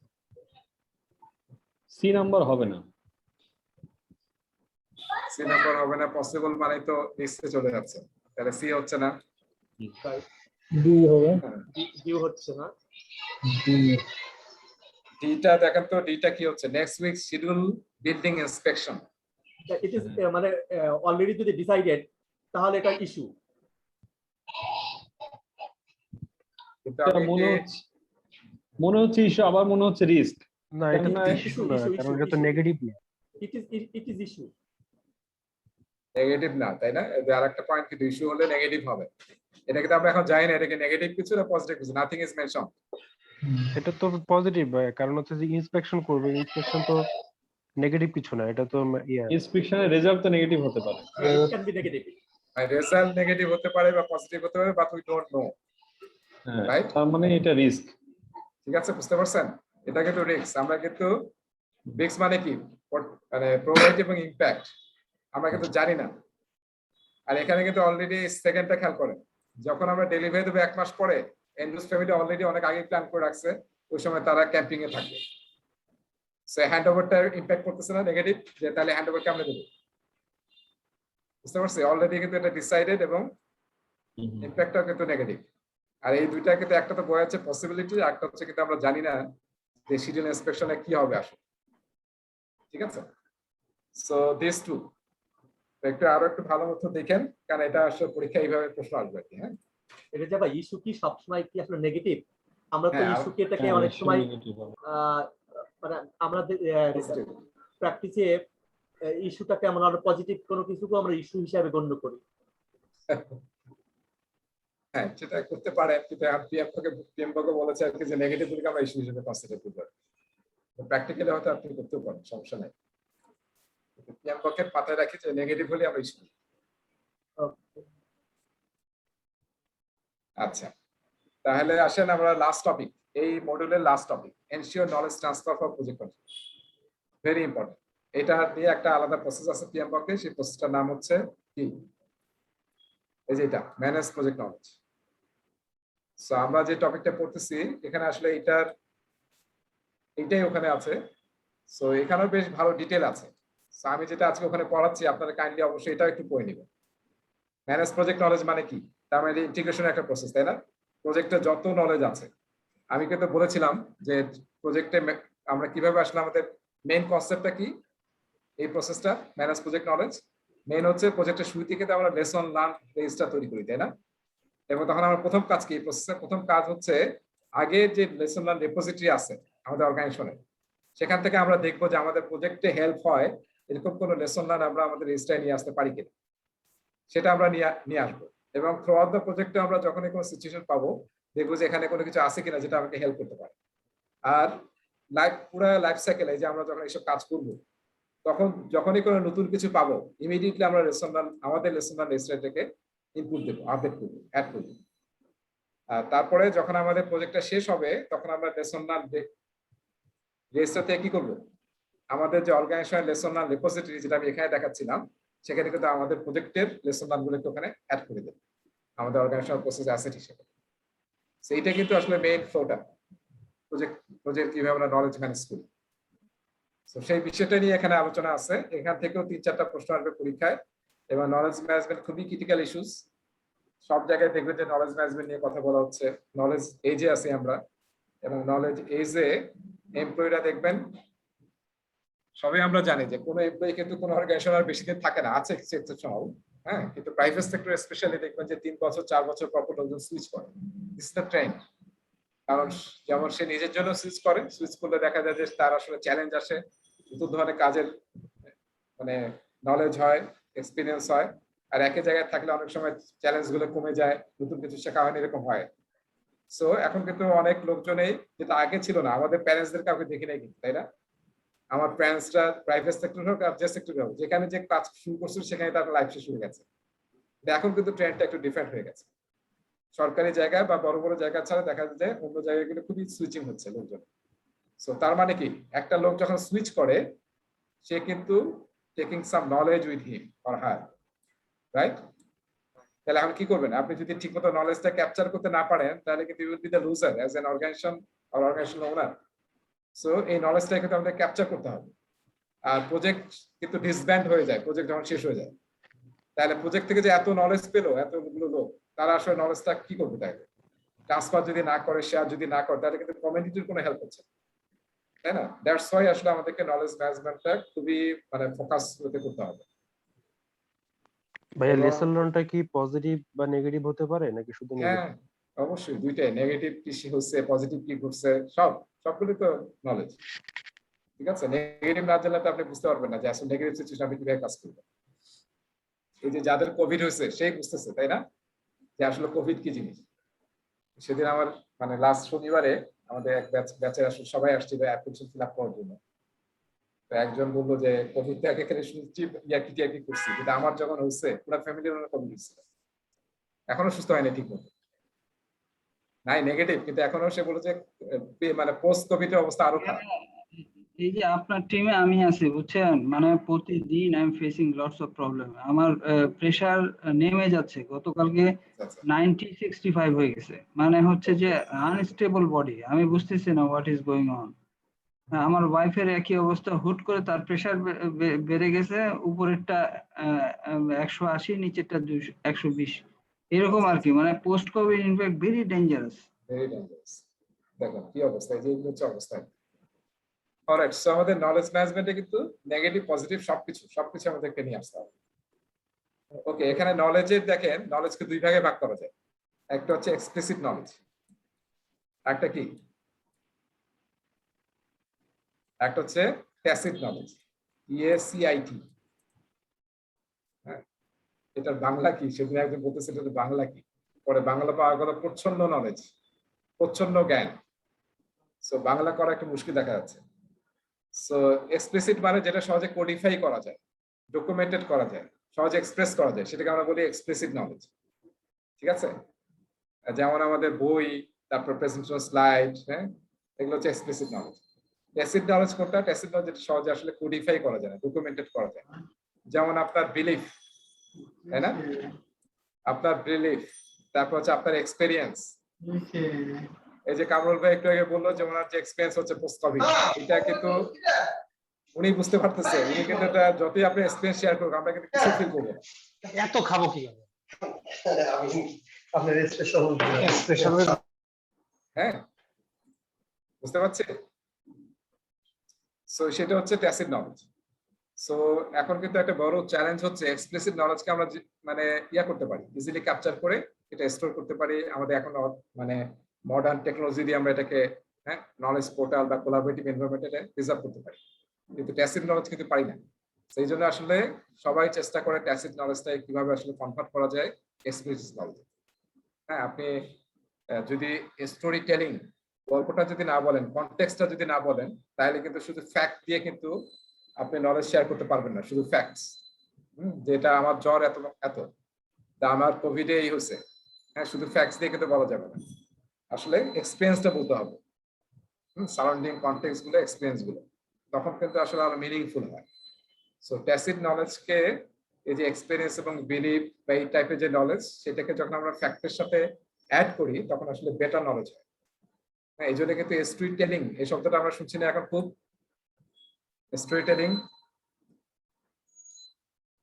প্রচুর শুনতেছি না, যে আমরা আসলে গল্প শুনতে চাই, কারণ গল্পগুলো আসলে গল্প দিয়ে সহজে মানুষ শিখতে পারে। আসলে বাচ্চাদের পড়াশোনাটা কি দিয়ে শুরু হয়? গল্প দিয়ে না? গল্প, বিভিন্ন গল্প, কিন্তু সেটা দিয়ে কিন্তু আমরা শিখি। সো যখন গল্প বলা হয়, কন্টেক্সট গুলো বলা হয়, তখন কিন্তু আপনি অনেক কিছু শিখতে পারবেন, সহজ রিলেট করতে পারবেন। উইদাউট কন্টেক্সট ফ্যাক্ট কিন্তু আসলে খুব একটা হেল্প হয় না। সো আসেন তাহলে এখানে আমাদের মেইন হচ্ছে লেসন লার্ন রেজিস্টার আর হচ্ছে লেসন লার্ন রিপোজিটরি, এবং এক্সপ্লিসিট এবং ট্যাসিট নলেজ, এই দুটো পার্থক্য আমরা মনে রাখি, যেটা আসলে কোডিফাই করা যায়, যেমন ওয়ার্ড, নাম্বার, পিকচার দিয়ে, এবং ডকুমেন্টেড করা যায়, ইজিলি শেয়ার করা যায়। আর ট্যাসিট নলেজ পার্সোনাল নলেজ, ঠিক আছে, যেমন যেটা বিলিফ, এক্সপিরিয়েন্স, ইনসাইট। আমি একটা বিষয় দেখে আমি নিজে যেটা ইনসাইটফুল চিন্তা করি, সেটা কিন্তু আরেকজন ওই একই জিনিস দেখে অন্যরকম চিন্তা করবে, তাই না? ছোটবেলায় ভাব সম্প্রসারণ করছেন না? তো ভাব সম্প্রসারণ কিন্তু সবারটা একরকম হয়, যে যেটা বুঝছে আর কি, না, ইনসাইটটা। তো সেগুলো হচ্ছে ট্যাসিট নলেজ। যেটা বলতেছিলাম, essential to provide the context of the explicit knowledge. এই যদি আপনি কনটেক্সটটা না জানেন, তাহলে কিন্তু এক্সপ্লিসিট নলেজে শুধু ফ্যাক্টস গুলো কিন্তু আসলে খুব একটা কাজের হবে না, অনেক ক্ষেত্রে গল্পটা বলতে হবে। আচ্ছা, এটা খুব ইম্পর্টেন্ট, এই স্লাইডটা। প্রজেক্টে যখন আমরা কাজ করব, 3 লেভেলের নলেজ নিয়ে আমাদেরকে কাজ করতে হবে। একটা হচ্ছে ইন্ডিভিজুয়াল লেভেলের নলেজ, সেটা কি, না আমাকে যে প্রজেক্টের দায়িত্ব দেওয়া হয়েছে, যে রোল, সেই রোল করার জন্য আমার আসলে নলেজ আছে কিনা। যদি না থাকে, তাহলে আমি ট্রেনিং দ্বারা বা নিজে পড়াশোনা করে, রিসার্চ করে, ঠিক আছে, বা অন দা জব ট্রেনিং করে, জব শেডিং করে আমি শিখবো, শিখে কাজটা করবো ইন্ডিভিজুয়াল, এবং আমি যেটা শিখলাম সেটা আবার আমি আরেকজনকে শিখাবো। তারপর হচ্ছে প্রজেক্ট লেভেলে, আমরা যে প্রজেক্টে কাজ করতেছি সেই লেভেলে কিন্তু অনেক ধরনের নলেজ হবে, যেটা আমরা অনেক সময় পিএম অফিস থেকে পাবো, পিএম অফিস অলরেডি নানান প্রজেক্ট করতেছে, তাদের কাছ থেকে আমরা পাবো। কিংবা উল্টা আমরা যখন আসলে প্রজেক্ট থেকে বিভিন্ন নলেজ পেলাম সেটা আমরা পিএম অফিসকে দেবো, যাতে প্রজেক্ট লেভেলে নলেজটা শেয়ার হয়। একটা হচ্ছে অর্গানাইজেশন লেভেলে, যেটা আসলে আমরা বলতেছি যে প্রজেক্ট কি হয়, মনে আছে না? আমরা শুরুতে যখন বলেছিলাম প্রজেক্ট অর্গানাইজেশনের স্ট্র্যাটেজি, তাই না? তারপরে পোর্টফোলিও, মনে আছে? তারপরে প্রোগ্রামস, তারপর হচ্ছে প্রজেক্টস। আমরা প্রজেক্ট করতেছি, কিন্তু এই প্রজেক্ট করতে গিয়ে প্রোগ্রাম, পোর্টফোলিও এবং যে সমস্ত ট্যাকটিক্স কাটাচ্ছি আমরা, যেটা আসলে আমাদের অর্গানাইজেশনে অ্যাজ এ হোল হেল্পফুল হবে, সেটা আমরা আমাদের অন্য পিয়ার পোর্টফোলিও ম্যানেজার, প্রোগ্রাম ম্যানেজারের সাথে শেয়ার করবো এবং অর্গানাইজেশন লেভেলে শেয়ার করবো, যাতে এটা organization as a organization benefited হতে পারে। সেই এটা কিন্তু আমাদের করতে হবে। অর্গানাইজেশন থেকে আমাদেরকে নিতে হবে নলেজ, আবার অর্গানাইজেশনে নলেজটা দিতে হবে। সেইটা হচ্ছে অর্গানাইজেশনাল লেভেল নলেজ ম্যানেজমেন্ট। সেই 3 লেভেলে কিন্তু নলেজ ম্যানেজমেন্ট আমাদের করতে হবে throughout the life cycle of the project. Lesson লার্নের গল্প মনে হয় অনেক বলছি আমরা, যে সবকিছুই লেসন লার্ন ডকুমেন্টে রাখতে হবে, যাই আমরা শিখি। লেসন লার্নের ডেফিনেশন এখানে আছে, এবং যে ডকুমেন্টে রাখি সেটা বলা হয় লেসন লার্ন রেজিস্টার। আর লেসন লার্নটা কি? এই যে একটু আগে বোধহয় আমাকে প্রশ্নগুলো নেগেটিভ, এটাও এখানে আছে। The knowledge gained during a project which shows how project events were addressed or should be addressed in the future for the purpose of improving future performance, সেটাকে বলা হয় লেসন লার্ন। লেসন লার্নের মধ্যে example দেওয়া আছে।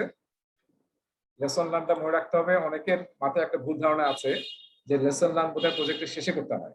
এটা কিন্তু না, যখনই নতুন নলেজ পাবেন ইমিডিয়েটলি সেটা লেসন লার্ন রেজিস্টারে ক্যাপচার করেন, যাতে আপনার সাবসিকুয়েন্ট ফেজে বা সাবসিকুয়েন্ট অ্যাক্টিভিটি সেটাকে আপনি ইউজ করতে পারেন। আর এই যে যেটা প্রশ্ন করতেছিল একজন, পজিটিভ এবং নেগেটিভ, হারুন প্রশ্ন করতেছিলেন, সো দুইটাই কিন্তু আপনাদেরকে নলেজ ম্যানেজমেন্টে ক্যাপচার করতে হবে। অ্যাজাইলে মনে আছে, অ্যাজাইলে এটা কোথায় করা হয়? লিভিং ডকুমেন্টস, রাইট, হ্যাঁ অবশ্যই। অ্যাজাইলে এই কাজটা কোন ইভেন্টে করা হয়? লেসন লার্ন রেট্রোস্পেক্টিভে, তাই না? রেট্রোস্পেক্টিভে। এবং তখন মনে আছে আমরা কিন্তু এরকম বুঝছিলাম যে what went well, what went রং, এরকম বুঝছিলাম না খুব সিম্পলি। সো সেভাবে কিন্তু আমরা নেগেটিভ কি হচ্ছে সেটা কিন্তু আমরা এখানে আইডেন্টিফাই করতেছি। হ্যাঁ, তো এটা আমাদের করতে হবে। আর লেসন লার্ন যদি আমরা ঠিক মতো করি, এটা কি হবে? এই যে আমাদের এটা কিন্তু হেল্প হবে, তাই না? রিইনভেন্টিং দ্য হুইল, বারবার চাকা বানালে তো আর লাভ নেই। চাকা তো মানে মানব সভ্যতা অনেক আগে চাকা বানিয়ে ফেলছে, একই জিনিস সাথে আমরা বারবার করবো যদি আমরা লেসন লার্নটা ইউজ করি। আর এটা কি লং টার্ম লার্নিং টুল, তাই না? একটা অর্গানাইজেশনের জন্য, মানুষের জন্য লং টার্ম লার্নিং টুল।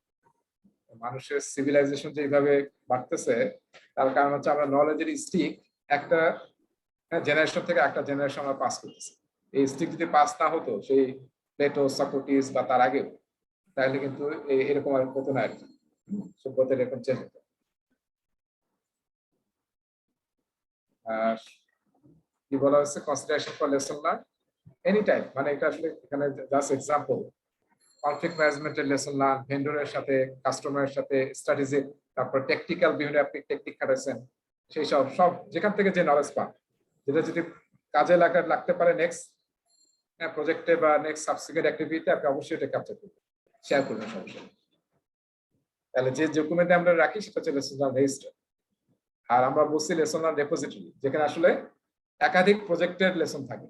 আপনার প্রজেক্টেরও থাকবে, অন্য প্রজেক্টেরও থাকবে। আর আপনার লেসন লার্ন রেজিস্টারটা কি? শুধু আপনার প্রজেক্টের। সো এটাকে এইভাবে একটু দেখানো যায়, একটু মনে রাখেন দুইটা পার্থক্য। লেসন লার্ন হচ্ছে একটা প্রজেক্টের জন্য, আপনি যে প্রজেক্টে কাজ করতেছেন। আর লেসন লার্ন রেপোজিটরি মানে কি? আপনার প্রজেক্ট শেষ হলে আপনি এখানে রাখবেন, আর একটা প্রজেক্ট বি শেষ হচ্ছে সে তার নলেজ এখানে রেখেছে, প্রজেক্ট সি নলেজ রেখেছে। তার মানে এটা হচ্ছে কি, অর্গানাইজেশন প্রসেস আছে দুইটা পার্ট, মনে আছে?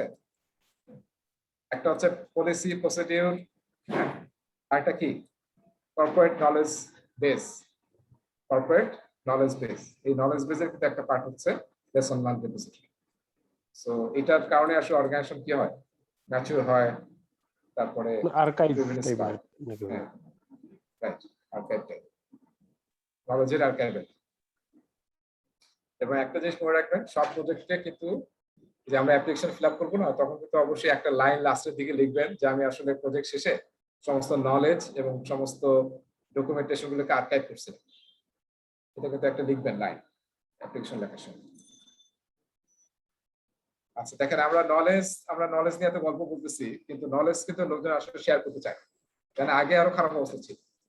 এখন ইন্টারনেটের কারণে আমার মনে হয় নলেজ আর কোথাও মানে কোনো বাউন্ডারি নাই, আপনার যা শিখতে ইচ্ছা করবেন তো সেটা আপনি শিখতে পারেন। হ্যাঁ, আমার বন্ধু বলতেছিল যে ইয়ে হয়ে গেছে, যে কি বলে যে আমরা ইউজ করি না, প্রেসার কুকার রান্না করতেছিল, এখন প্রেসার কুকার কোনোভাবে খোলা যাচ্ছে না, এদিকে অনেকবার হচ্ছে আর কি, কিন্তু এটা যে খুলে বন্ধ করবে খোলা যাচ্ছে না, মানে একটা লক হয়ে গেছে। এখন এটা কিভাবে কি করবে কিছু বুঝতেছে না, এরকম করতে থাকলে এটা বাস্ট হয়ে যাবে। সো মানে ইমিডিয়েটলি ইউটিউবে সার্চ দিয়ে দিল যে এরকম প্রবলেম আমাদের কি করবো, তো সলিউশন পেয়ে গেল, তুমি ইমিডিয়েটলি কিন্তু ওটা সলভ করবে। সো এখন কিন্তু নলেজটা কোনো বাউন্ডারি নেই, কিন্তু আগে কিন্তু অনেক রেস্ট্রিক্টেড ছিল। সো সেইটাই আসলে এটা একটা কালচারাল এবং মাইন্ডসেটের শিফট করতে হবে। এই জন্য কিছু ইন্টারপার্সোনাল স্কিল আসলে অ্যাজ এ লিডার আপনাকে ইউজ করতে হবে, আপনার টিম যাতে নলেজ ম্যানেজমেন্টের জন্য কালচারাল এবং মাইন্ডসেট চেঞ্জ করে। সো তার জন্য আসলে অ্যাজ এ লিডার আপনাকে বিহেভিয়ার মডেল করতে হবে, যে আপনি শিখাবেন, ট্রেনিং দিবেন, কোচিং দেবেন, মেন্টরিং করাবেন, তারপরে খুব ভালো ফ্যাসিলিটেট করতে হবে।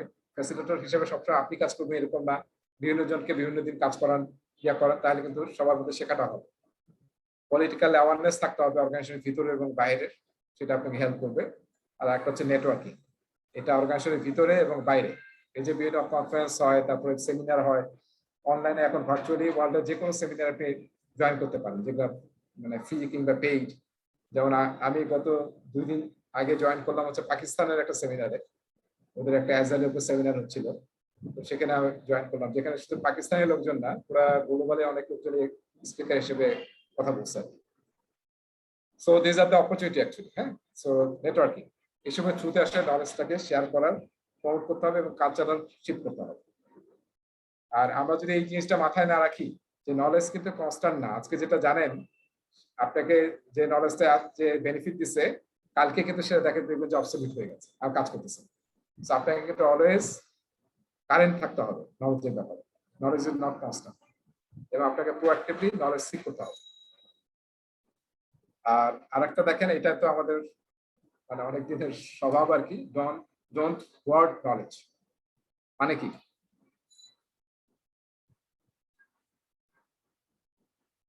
ওয়ার্ড নলেজ মানে হোর্ডিং থাকে না, ওয়ার্ড নলেজ মানে হচ্ছে যে আমরা ওই যে গল্প শুনছি না, গুপ্তধন লুকিয়ে রাখে। সো নলেজকে আমরা যাতে গুপ্তধনের মতো লুকিয়ে না রাখি, হ্যাঁ, কারোর সাথে শেয়ার করবো না, আমি এটা জানি, এটা আমি শুধু জানবো, এরকম যাতে না হয়, বরং আসলে আমরা কালচারটা চেঞ্জ করি যে আমরা আসলে নলেজ শেয়ার করি। নলেজ একমাত্র জানিস যেটা আপনি যত শেয়ার করবেন কি হবে, তত পারবেন। ওকে, সো ইউজ অ্যাপ্রোপ্রিয়েট টুলস। আমরা যেহেতু মডার্ন যুগে আছি, হ্যাঁ, আমাদেরকে টেকনোলজি এবং অন্য যেসব আছে টুলগুলোকে আমরা ইউজ করতে হবে। So face to face meeting আমাদেরকে হেল্প করবে, তারপরে formal face to face, informal face to face, telephone, email, wikis. সবাই উইকি ইউজ করেন তো না?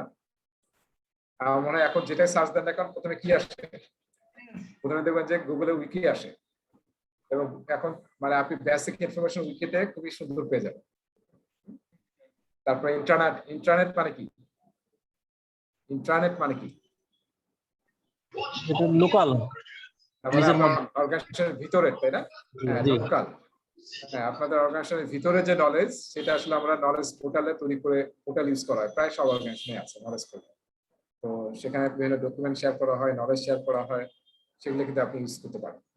একটা আছে ইন্টারনেট, একটা হচ্ছে ইন্টারনেট, সেটা আমরা ইউজ করবো, এবং সব অর্গানাইজেশন তাই করতেছে। প্রিন্টেড ডকুমেন্টস তো বলার কিছু নাই, আমরা যে বই করতেছি, ডকুমেন্ট করতেছি, all are printed documents, explicit knowledge. Okay, so knowledge transfer approach connect individuals in person or virtually to share tacit knowledge and collaborate together. Tacit knowledge-টা কিন্তু খুব ইম্পর্টেন্ট। হ্যাঁ, আমরা দেখলাম এটা কিন্তু শেয়ার না করতে পারলে আমরা কিন্তু অনেক কিছু মিস করি। যেমন আপনি দেখেন কোন একটা প্রবলেম দেখা যায় যে একজন 5 মিনিটে সলভ করা হয় না, এরকম। এখানে কি নাজমুল ভাইকে দেখলাম, রিয়াজ কি আছে? জি স্যার আছে। হ্যাঁ, কোন একটা প্রবলেম, জাস্ট কোডিং এর একটা প্রবলেম ধরেন, দেখা গেল আপনি 5 মিনিটে সলভ করে ফেললেন, আর একটা প্রোগ্রাম সারাদিন ধরে একটা লাইনের মধ্যে আটকে আছে, সেক্ষেত্রে পারতেছে না। কারণ কি, সে আপনি যে অ্যালগরিদম বা যেভাবে চিন্তা করতেছেন, যে ওয়েতে, সে সেই ওয়েতে চিন্তা করতেছেন, সে নানান দিক দিয়ে ঘুরতেছে। ফলে কিন্তু সেটা সে আর 2-3 ঘন্টা লাগাই দিচ্ছে। So এই যে জি, যে স্যার। ওয়ে অফ ওয়ার্কিং, এটাকে যদি আমি শেয়ার করতে পারি যে এরকম প্রবলেম হলে তুমি আসলে এইভাবে ফলো করবা বা আমি এইভাবে ফলো করি, করলে তুমি এটা পারবা। এই যে গল্পগুলো, এটা যখন সে জানবে, হ্যাঁ, কোডিং লিখে সলভ করে দিলে তার কোনো শেখা হলো না, কিন্তু গল্পটা যখন সে জানবে তখন কিন্তু সে ওই ওয়েতে চিন্তা করবে নেক্সট টাইমে। দেখা যাবে সে যে জি, আগে স্যার। হয়তো 3 ঘন্টা লাগাতো, পরে দেখা যাবে 1 ঘন্টা বা 30 মিনিটে করে ফেলতেছে। এটাই কিন্তু অনেক টেকনোলজি বিউটি। এই জন্য কিন্তু বলেন। না বলতে চাচ্ছিলাম যে অনেক টেকনিক কাজ করে স্যার, যেগুলো আসলে আপনার মানে আস্তে আস্তে গড়ে ওঠে আর কি। হ্যাঁ, আস্তে আস্তে গড়ে ওঠে। এটা খালি বই পড়ে বা কিছু ইয়ে দেওয়া হবে না, এটা অটোমেটিকলি গ্রো করে আর কি, জি, স্যার। এক্সপিরিয়েন্স থেকে বা ইয়া থেকে। সো এই ট্যাসিট নলেজটা কিন্তু খুবই ইম্পর্টেন্ট। এটার জন্য কিন্তু আজকে যে আমরা ট্রেডিং করি না, আপনি একটু খেয়াল করেন, আমি যে ট্রেডিংটা আগে খুব খালি ট্রেনিং ট্রেনিং বলতাম, এখন কিন্তু এর সাথে কিন্তু আরেকটা, দুইটা জিনিস আসছে, তাই না? কোচিং আর একটা কি, মেন্টরিং। এই কোচিং এর মেন্টরিং কিন্তু অন্যতম উদ্দেশ্য হচ্ছে ট্যাসিট নলেজকে আপনার জুনিয়রদের সাথে বা আপনার কোচির সাথে, মেন্টির সাথে শেয়ার করা। হ্যাঁ, যখন আপনি 1-to-1 বা খুবই এক্সপিরিয়েন্স কারোর সাথে কাজ করবেন, তখন কিন্তু আপনি এই জিনিসগুলো শিখবেন অটোমেটিকলি তার কাছে, সে কিভাবে কাজটা করে, সে কিভাবে পড়ে। হ্যাঁ, যেমন আমি বই পড়তেছিলাম যে যদ্যপি আমার গুরু, হ্যাঁ, প্রফেসর রজ্জাক স্যারের উপর, মানে উনি কিভাবে বই পড়তেন সেটা নিয়ে বলতেছিলেন যে উনি বই পড়লেই বইটার কিছু নোট লিখে রাখতেন যে আসলে কি পড়লাম, জিনিসটা কি।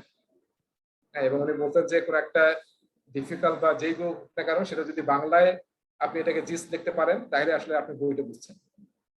ইংলিশে যদি নোট লিখে রাখেন ইংলিশ বই, তাহলে আসলে হয়তো আপনি ঠিক মতো বুঝতে পারেননি, আপনার ল্যাঙ্গুয়েজ এটাকে কনভার্ট করতে হবে।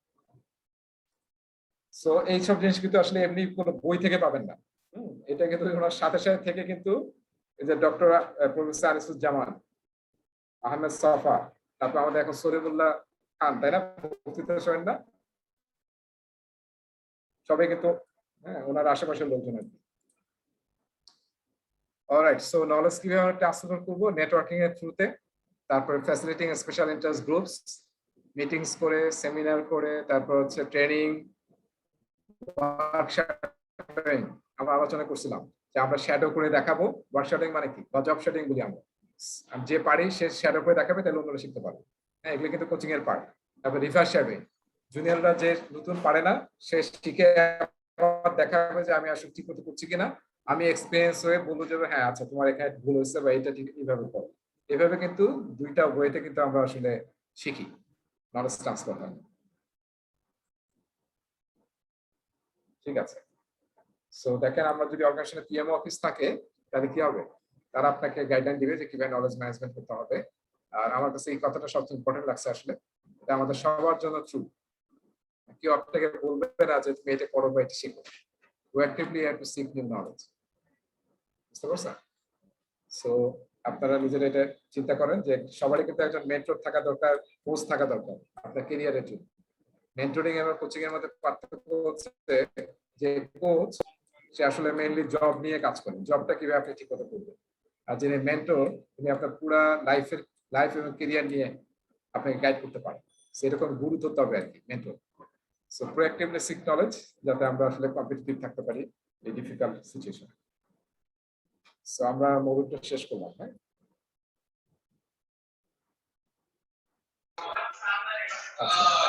সো আমরা শেষ করার আগে একটু ইয়াতে যাচ্ছি, স্টুডেন্ট ম্যানুয়াল। স্টুডেন্ট ম্যানুয়ালে কয়েকটা সুন্দর প্রশ্ন আছে, আসেন দেখি।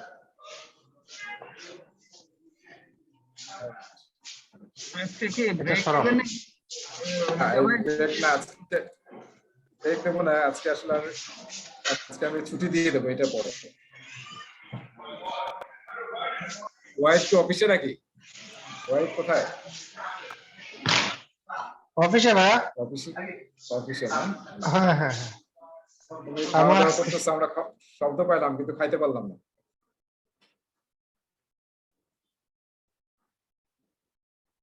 আচ্ছা, সবাইকে দেখেন প্রশ্নটা, দেখেন তো, খুবই ইম্পর্টেন্ট প্রশ্নগুলো, খুবই ইম্পর্টেন্ট। প্রথমটা আনসার কি হবে? throughout the project, is it naki at the নাকি নাকি হয়ে- নাকি বলতে তো হবে না, একটাই আপনি হ্যাঁ? ডি নাম্বার হবে ভাইয়া, through out the project. throughout the project. নাকি হ্যাঁ হ্যাঁ ঠিক আছে, দুই Throughout নম্বর। the হ্যাঁ project, ঠিক আছে ওকে। এরপরেরটা হবে beliefs, experience and insights. Tacit knowledge. হ্যাঁ ভাই, আরো একজনের কাছে কমেন্ট শুনি।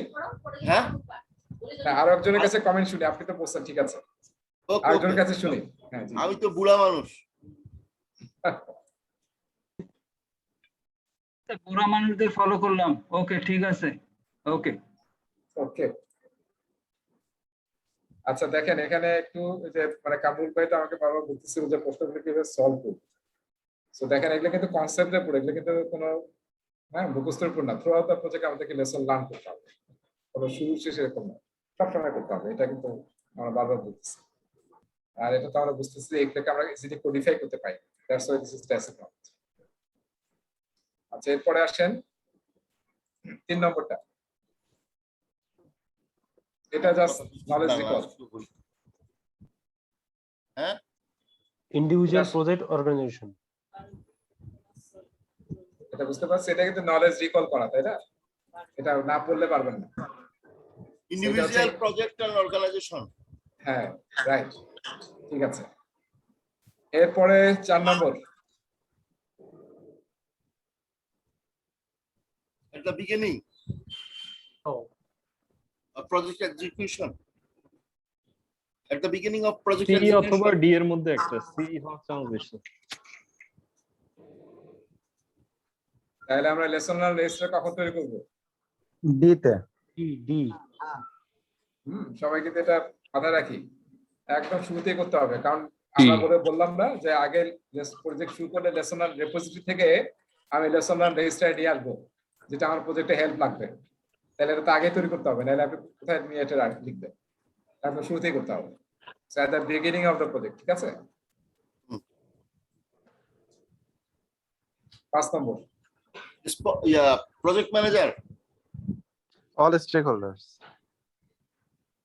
আলটিমেটলি রেসপন্সিবল বলছে তো, আলটিমেটলি রেসপন্সিবল। তাহলে project manager, এভরিথিং শুধু রেসপন্সিবল। প্রজেক্ট ম্যানেজার কি করে হয়? না যেহেতু আলটিমেটলি বলছে, এই শব্দটা একটু খেয়াল করতে হবে। হ্যাঁ, সবাই তো অবশ্যই প্রজেক্ট ম্যানেজার, রেসপন্সিবল, কিন্তু আসলে ধরা হবে কাকে? প্রজেক্ট ম্যানেজারকে। হ্যাঁ আমি বোধহয় বলছিলাম যে এরিকসনের প্রজেক্ট ম্যানেজার রিলিজ পায় না। আমি বলেছিলাম আপনাদেরকে যে এরিকসনের প্রজেক্ট ম্যানেজার রিলিজ পায় না যতক্ষণ সে আসলে নলেজকে গ্লোবাল রিপোজিটরিতে সাবমিট না করে। হ্যাঁ ততক্ষণ পর্যন্ত কিন্তু প্রজেক্ট ম্যানেজার রিলিজ পায় না। সো আলটিমেটলি রেসপন্সিবল হচ্ছে সে, কিন্তু রেসপন্সিবল সবাই। কিন্তু আসলে এটা অ্যাকাউন্টেবল বলা হচ্ছে আর কি, অ্যাকাউন্টেবল হচ্ছে প্রজেক্ট অ্যাকাউন্টেবল। আলটিমেট শব্দটার কারণে আসলে আনসারটা ঘুরে গেছে, নাহলে কিন্তু অ্যাপ্রোপ্রিয়েট আনসার হচ্ছে অল স্টেকহোল্ডার্স। যে এরকম কিন্তু সূক্ষ্ম দুই একটা ওয়ার্ড দিয়ে কিন্তু আপনি আনসার ঘুরে যাবেন, এই জিনিসটা খেয়াল করতে হবে। ঠিক আছে, তাহলে আজকে মানে এখানে ক্লাস শেষ করতে যাচ্ছি। আমরা বাকি মডিউলটা নেক্সট ক্লাসে শুরু করব ইনশাআল্লাহ। ঠিক আছে ভাইয়া, আপনি তো যেভাবে লেকচারটা দিছেন, প্রশ্নগুলো কিন্তু ওই সিকোয়েন্স হিসেবে সাজানো আছে এবং আমরা খুব সুন্দরভাবে পারছি। পরীক্ষার সময় কি এইভাবে থাকবে নাকি? না, পরীক্ষার সময় তো কোনো সিকোয়েন্স নেই, কিছুই থাকবে না। এবার প্রশ্ন থাকবে অনেক বড়, অনেক বড় থাকবে আর কি। বড় কিন্তু এখানেও আছে। বড় প্রশ্নেরই সমস্যা। ভাই হ্যাঁ বলেন। Activity 3.4 creating a stakeholder register, ওখানে 5 নাম্বার একটা প্রশ্ন ছিল আর কি। তো ওইটা আমার সম্পূর্ণ মানে উল্টা মনে হয়েছে আর কি। এটাকে একটু যাওয়া যাবে, রিভিউ করা যাবে? Activity 3.4 creating a stakeholder register, দেখি এটা কোথায় আছে। স্টুডেন্ট ম্যানুয়াল 175 পেজে। 175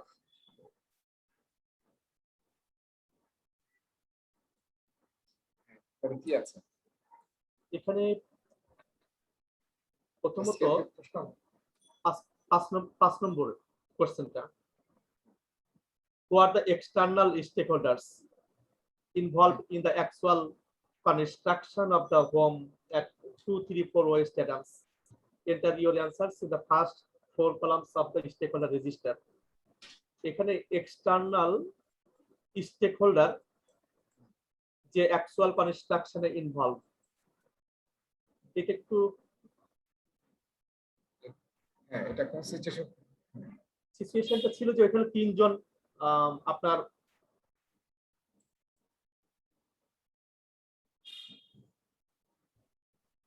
মেয়র ছিলেন। সিচুয়েশনে আছে হচ্ছে ওখানে একটা প্রজেক্ট, মেয়র আছেন, লোকাল গভর্নমেন্ট আছেন, তারপরে আপনার আছেন ওখানে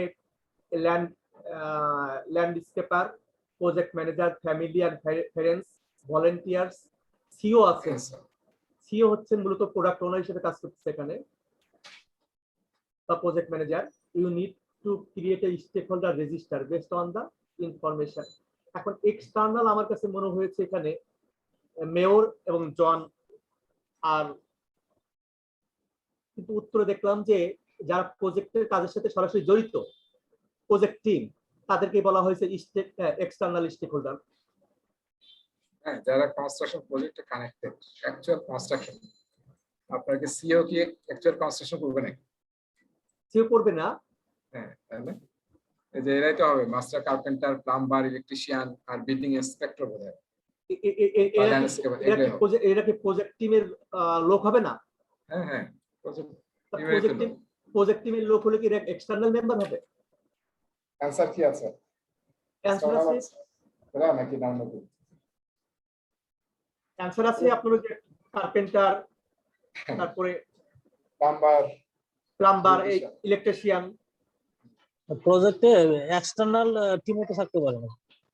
হ্যাঁ, এটা তো আসলে আপনি আপনার মেইন টিমের দরকার নেই, তো আপনি এই কাজের জন্য ওদেরকে আউটসোর্স করছেন, নিয়ে অ্যাড করছেন, ইউজ করছেন তাদেরকে। এখন এটা কি আউটসোর্সিং কি বলা হয়েছে নাকি আসলে প্রজেক্ট টিমের লোক তারা? এই যে কার্পেন্টার আসলে ভেন্ডরের মত। এখন তো টিম কোথাও বলা হয় না, বুঝলেন? who are the external stakeholders involved in the actual construction. So actual construction তো তারা ছাড়া আর কারা হবে? এখানে তো মেয়র, লোকাল গভর্নমেন্ট, এরাও তো এক্সটার্নাল মেম্বার হতে পারে না, কিন্তু ওরা কি অ্যাকচুয়াল কনস্ট্রাকশন করবে নাকি? বুঝতেছেন না? মানে মেইন কথা হচ্ছে অ্যাকচুয়াল কনস্ট্রাকশনে কারা থাকবে, আর এরা তো এক্সটার্নাল হতেই পারে। মেইন টিমে তো হতে হবে এরকম না। যারা মেইন কাজের সাথে জড়িত তারা কি এক্সটার্নাল মেম্বার হবে নাকি আসলে ভিতরের ইন্টারনাল প্রজেক্ট টিমেরই লোক তারা আসলে? না না, এরকম লেবার টিমেরকে তো আসলে আপনার ইন্টারনাল টিমে নিয়ে আসার কোনো দরকার নেই। লেবার, কার্পেন্টার, প্লাম্বার এইসব আপনি কনস্ট্রাকশন প্রজেক্টে কেন আপনার টিমের মধ্যে নিয়ে আসবেন? এরা কাজ করতে চলে যাবে, আজকে কাজ আছে কালকে নাই, এদেরকে নিয়ে তো আসলে আপনি প্রজেক্ট রান করবেন না। আর তারা যারা ফুললি থাকবে আর কি প্রজেক্টে, এন্ড টু এন্ড। আচ্ছা আচ্ছা, ঠিক আছে। আরেকটা প্রশ্ন করব। হ্যাঁ হ্যাঁ, সেটা হচ্ছে তার পরের পেজেই আপনি যেতে পারেন একটু, অ্যাক্টিভিটি 3.5। এখানে ওই যে 2 নম্বরের যে টেবিলটা, এই টেবিলটাতে 4 জন কি স্টেক হোল্ডার এখানে আছে: ডেভ, অ্যাকাউন্টেন্টস, সেফ আর John and other IT staff. এখানে প্রথমটাতে আমি দেখলাম যে ডেভ হয়তো তার রোলটা হচ্ছে রেজিস্ট্যান্ট এবং তাকে আমরা লিডিং এ চাই আর কি। আচ্ছা, অ্যাকাউন্টেন্ট যিনি, এখন অ্যাকাউন্টেন্ট কি রোলটাকে আসলে নিউট্রাল হবে না আনএওয়ার হবে? কারণ কি তিনি ডেভের পক্ষে কাজ করছে কিন্তু ও জানে না যে কোনটা ওর জন্য ভালো হবে, তো সেই ক্ষেত্রে কি নিউট্রাল নাকি আনএওয়ার? ও এইটা আমার কাছে এইটা কোনো কোশ্চেন আসলে। Accountants, Dave is the manager of your company's accounting department. The organization information services department has a new mission.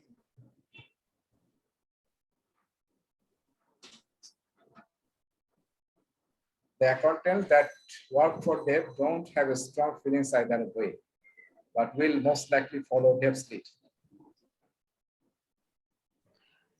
Supportive. ওর রোলটা আসলে এখানে এখানে যে শর্তটা এখানে আনোয়ার বা নিউট্রাল এই দুটোর যে কোনো একটা তো অবশ্যই হবে, কিন্তু আমার কাছে মনে হচ্ছিল যে কখনো যে আনোয়ার, কারণ ও তো জানে না যে ওর জন্য কোনটা ভালো বা কোনটা নতুন নতুন সিস্টেম ভালো নাকি পুরাতন সিস্টেমটাই ভালো, কিন্তু ও ডেপকে ফলো করতে চায়। আবার একটা ব্যাপার হচ্ছে যে ও নিউট্রাল, যে ও হ্যাঁ এখন কোনটা হবে এটা আপনার কাছে একটু ব্যাখ্যা চাচ্ছিলাম আসলে, যে হ্যাঁ, আনোয়ার এটা হবে না নিউট্রাল হবে। এটা তো মনে হচ্ছে যে সে ইয়া হওয়ার কথা, কি বলে এটাকে, নিউট্রাল হওয়ার কথা মনে হইতেছে। আমরা যদি ডেফিনেশনটা দেখি, এই ডেফিনেশনটা দেখলে হয়তো বোঝা যেতে পারে। ডেফিনেশনে নিউট্রাল যেটা বলা আছে দেখেন, ডেফিনেশন তার আগে 3 পাতায় আছে।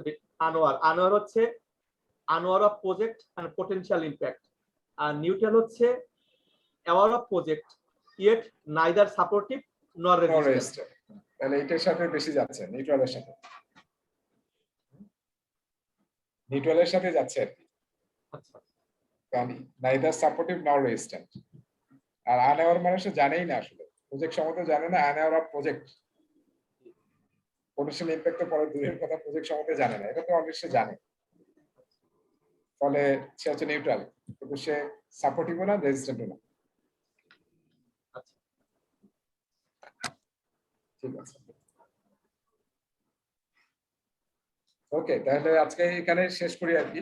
কারো কোনো প্রশ্ন থাকলে করতে পারেন, নাহলে আমরা আজকে ক্লাস এখানে শেষ করবো।